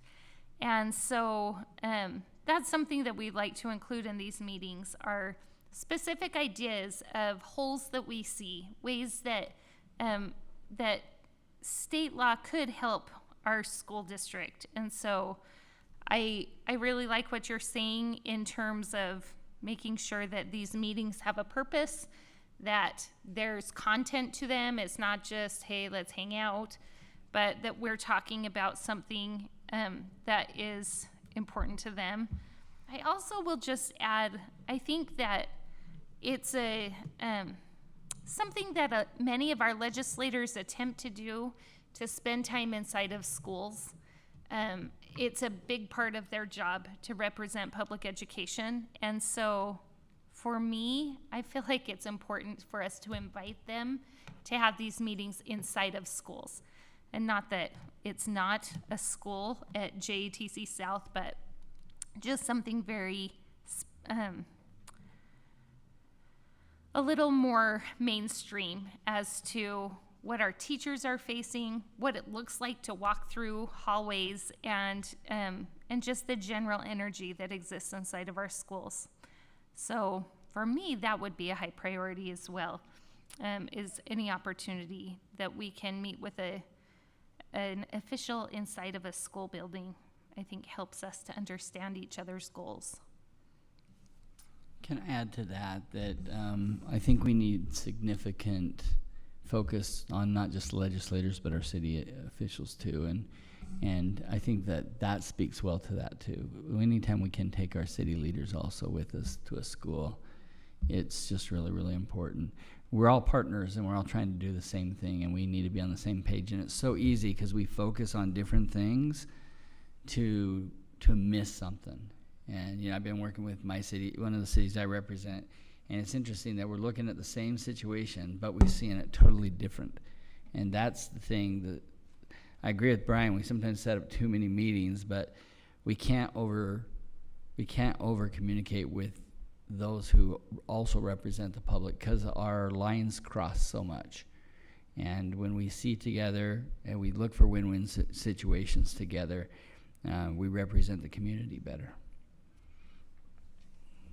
Yeah, that's a great point, and also something that our committee spent time brainstorming.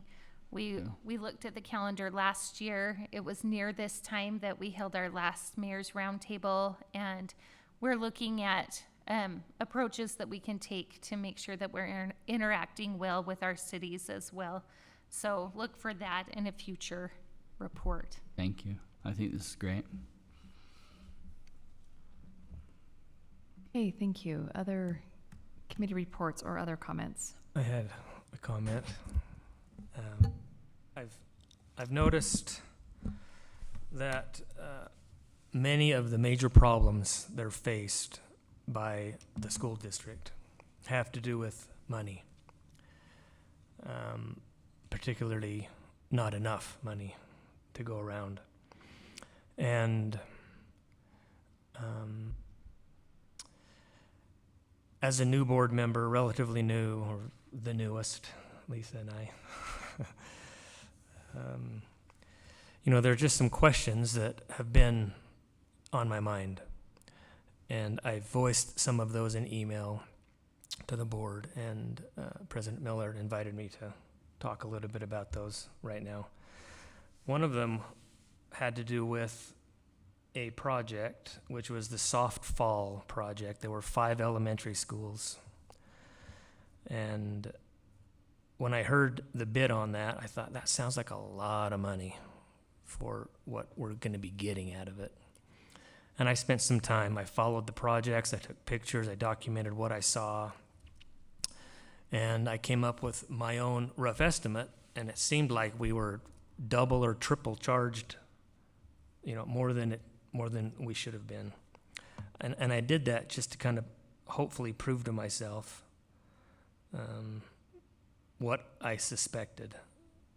And it may not apply to all the bids we get and all the companies that we deal with, but I was worried, I was concerned that people and companies that we do business with are overcharging us.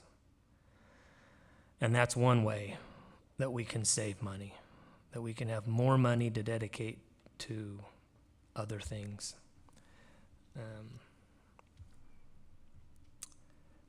As part of that idea, I thought it might be beneficial to have more detail in the bids that we get rather than just a flat number.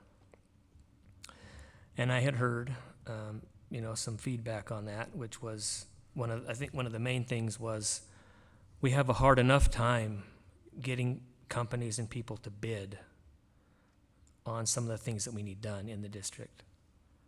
And requiring detailed bids might scare away even more people. So that would be one thing we'd have to talk about. But as I was sharing this, Tracy asked me, well, what do you want to do? What do you hope to accomplish with this? And there were 2 things. One of them was this idea of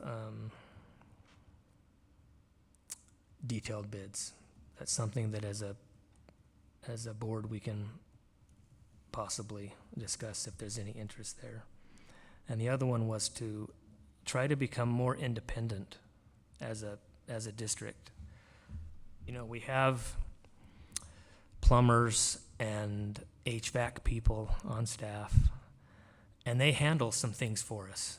And we just learned in our study session that they handle them better for us. They're timely, they're less expensive, and possibly do a better job at a lower cost.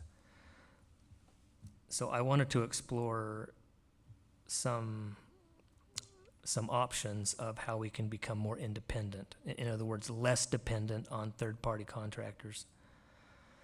As an example, this softfall material project. Now there's some experience and expertise needed to pull off a job like that. If we had someone on staff that knew how to do that, and all this person needed was 4 or 5 people to help, some laborers, I'm guessing we could have saved $100,000 just on that small project that came in at 250-ish. If we had someone on staff that knew how to do that, or had done it before, or had seen it done, or had even watched a YouTube video on how to do it, we could have had him do it with possibly 5 or 6 teachers who wanted some summer work, or some custodians who wanted some summer work, and keep the money in the district rather than sending it out. That was something that I wanted to explore.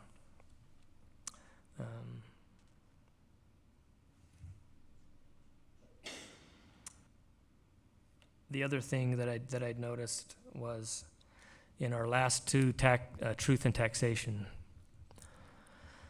there were a lot of upset taxpayers. And one of the things that I heard from some of them was, we're not being good financial stewards. We need to trim the fat. That was the phrase I heard 2 or 3 times, trim the fat. And I think there are some members of the board and maybe some staff that have gone down this path before, that I haven't gone down yet. And they think there's no fat to trim. I'm not convinced of that yet, that there's no fat to trim. And one suggestion that I'd like to make is that when we hire our auditor, that this is a potential project for, I don't remember the exact term of that auditor, but it's an auditor at our disposal. Okay, at the board's disposal, yeah. An independent auditor to look at the fat and make some recommendations. Thanks, Tracy, for inviting me to share my thoughts on that. Okay, so what we need to know from the board is first of all, are you interested in exploring those 3 issues? I wrote down more details on our bid. Exploring the possibility of using more in-house or hiring more people to do in-house work, and then an audit. So are you interested in any of those 3 as a board? And then how do you want to move forward, if you are?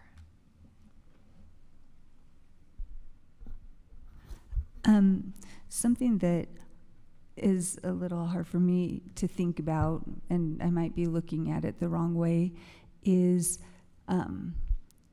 I don't like the thought that, or the idea that we can pay people employed by the district less than a private contractor, or like a professional person that we hire. Anyway, if that makes sense, I would like to, I would hope that the district would pay people that we hired to do things in the district comparable wage to people, like employees, a comparable wage to people that we would hire to do the same job. So that's something that I don't want to think of, we can hire employees so that we can pay them less than what we would pay someone we would hire. I don't want to do that either. We don't know how much we're paying for labor right now. You know, there were four laborers that I saw, and I don't know how much they got paid by their employer to do that job. I estimated very generously that they were getting paid $50 an hour.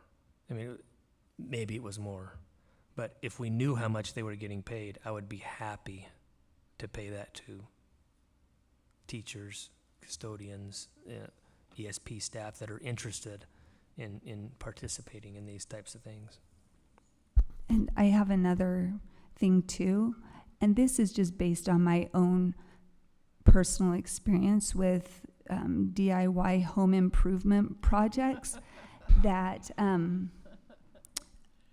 it takes me so much longer, and it takes me more time and more money than somebody who could just get the job done in one day.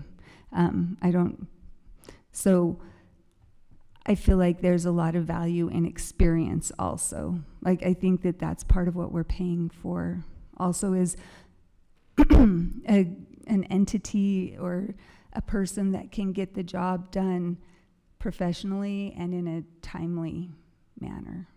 So, and I'm not trying to suggest that we don't have skilled teachers or custodians or people in the district that would have as great of a learning curve as I do, but it's a possibility.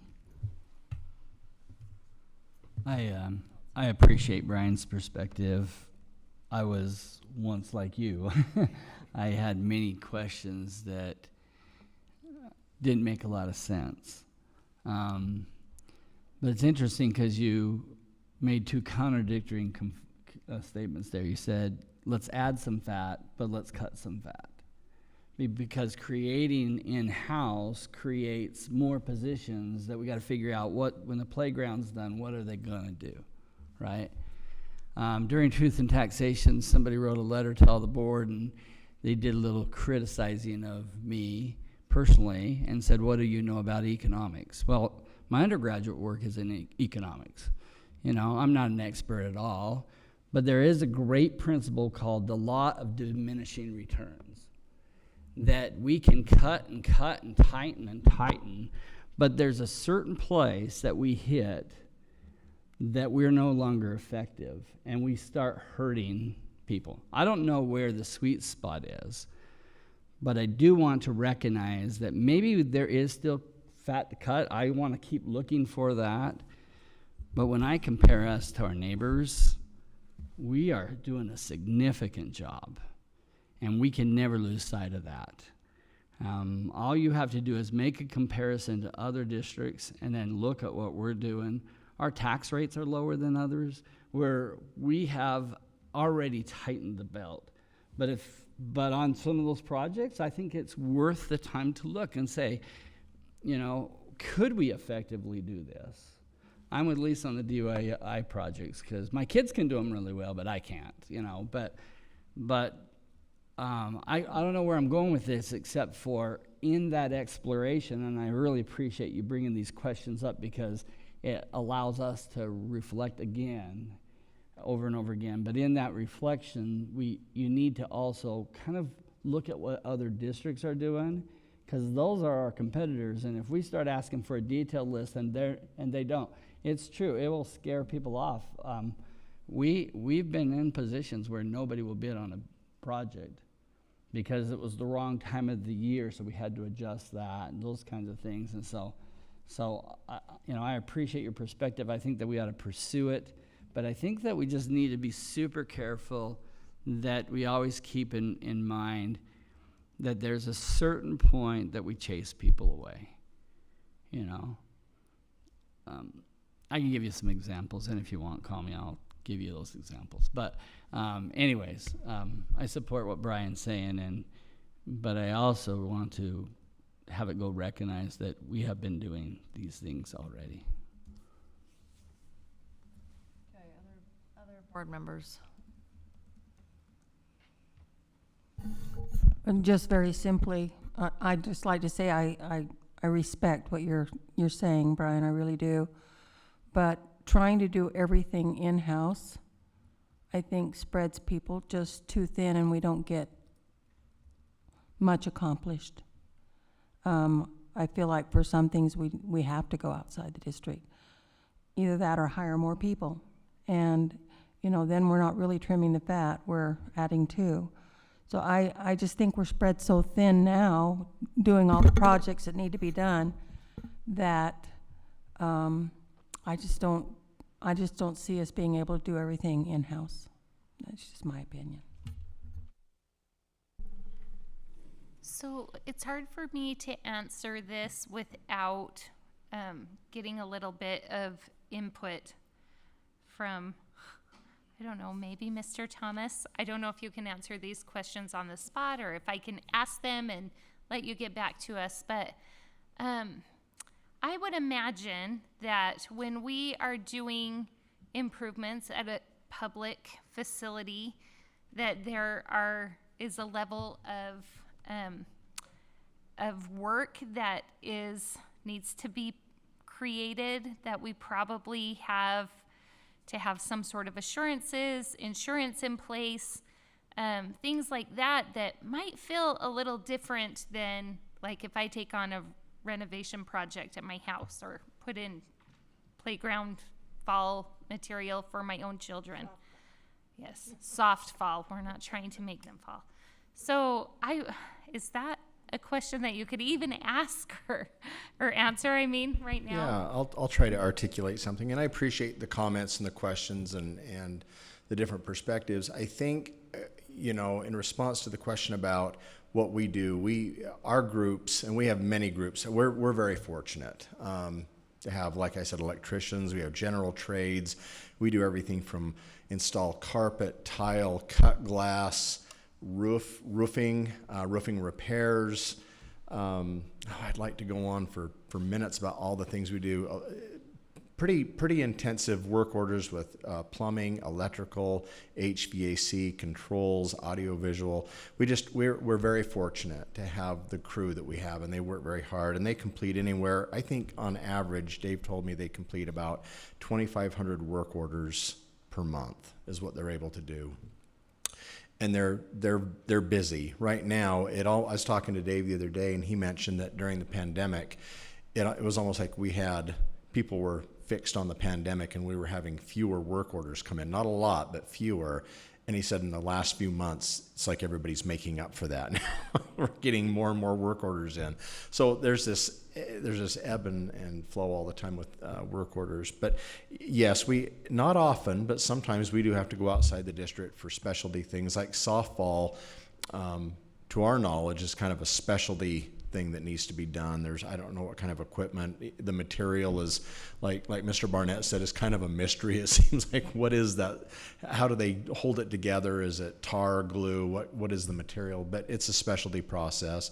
But we can always look at different ways of doing different things. I would imagine, could someone on general trades learn how to do that? Possibly. They possibly could, and we could look into that and see what kind of specialty equipment we need and the time that's included. But I think then again, you'd have to evaluate, do we have time to fit that specialty in? We have people that here's a good example. We have people that inspect playgrounds throughout the year. But we don't install the playground equipment. We hire installers to do that are bonded and qualified and certified and have those kinds of things. Some of it's liability, some of it's expertise. So does that, Ms. George, does that kind of answer your question? We really don't contract out a lot, but obviously for large projects or specialty projects, we do. That's really helpful. Things that I just might not have even known to look for someone who is bonded and insured or whatever if I was doing this on my own. Okay, so from what I'm hearing, there's not a lot of interest in moving more projects in-house. There's some concerns about adding more details to the bid. What about having an audit done? Is anyone interested in pursuing that? I'm in favor of an audit.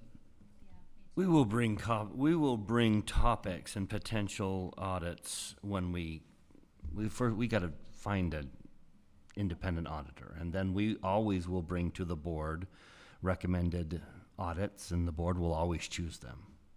That's certainly on the list of things that we will bring to the board to say, would you like the auditor to look at these things? And that's something that Finance Committee is actually working on. Is we had an internal auditor, and till we no longer do. So we're in the process of finding a new one. So would the board be interested in tasking Finance Committee once that auditor's been chosen to bring back a list of potential projects? No need to task us. That's already on our agenda. But to include this issue. Already included. Okay. And I'm in favor of looking at projects that are coming and seeing if we can do in-house. I don't know how, but I don't want to prescribe facilities to do that. I don't know how to state that. I don't know that we have to have a committee or anything like that, but I really like what Brian's saying, that we really have to ask that question, can we do it in-house first? I think they're already doing that, but can we ask that even more so? I can't give direction for that, but I am in favor of that.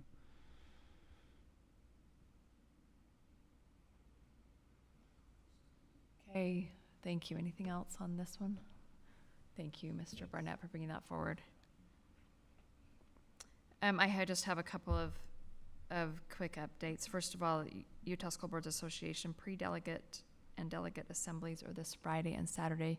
The pre-delegate, actually, you're invited to both of those. Pre-delegate assemblies, dinner at 6, and then a panel discussion there on education finance. It should be very interesting, and that is in the Canyon School District office. You should have all gotten information in the mail about. And then the delegate assembly is Saturday morning, and that's where we vote on USBA's legislative priorities for the year.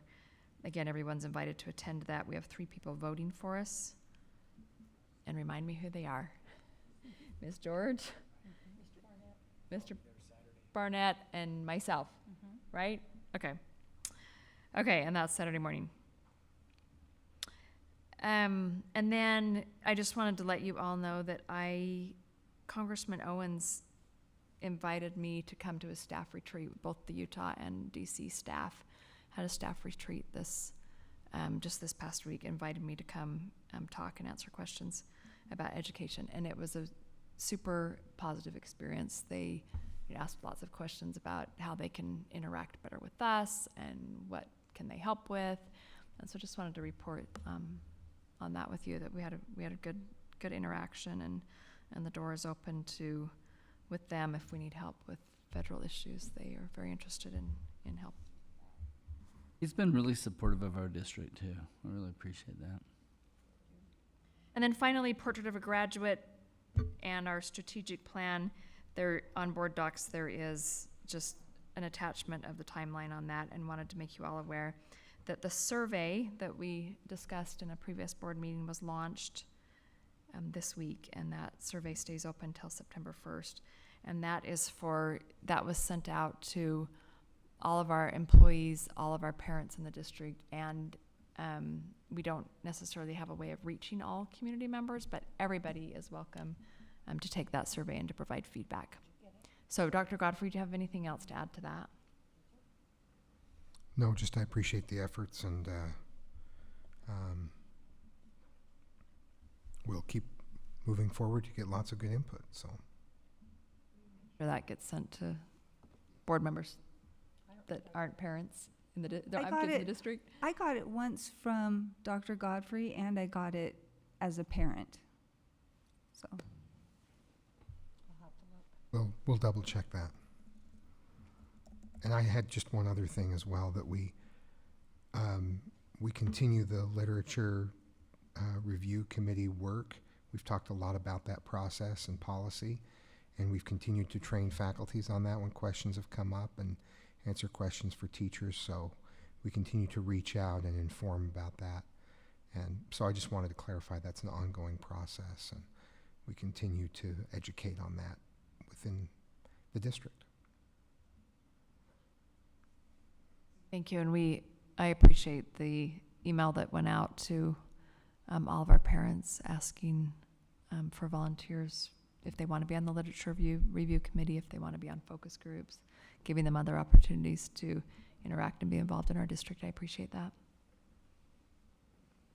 How many responses have you received so far? I don't know the total number because people have responded to various areas, but hundreds in every category. Great. Great response. Okay, great. Thank you. Any other reports or comments? Okay, appreciate it. We are at the end of our meeting then. I will need to get a motion to go into closed session first, though, because we do have some closed session items. But appreciate everyone being here tonight, both in person and online, and those that provided public comment. We appreciate your feedback. Can I get a motion to go into closed session? I move Take that all we. 5. Okay. I move that we go into closed session for character and competence of individuals, property, potential litigation, negotiations, and security. I'll second it. Okay, we have a motion by Ms. Dean, second by Mr. Robinson to go into closed session. Roll call vote. Mr. Barnett. Oh, all in favor, please say aye. Mr. Barnett. Aye. Mr. Robinson. Aye. Ms. George. Aye. Ms. Richards. Aye. Ms. Dean. Aye. Mr. Dunford. Aye. And I'm an aye. So we will now adjourn this meeting and go into closed session. Thank you. Board members will start up in about 15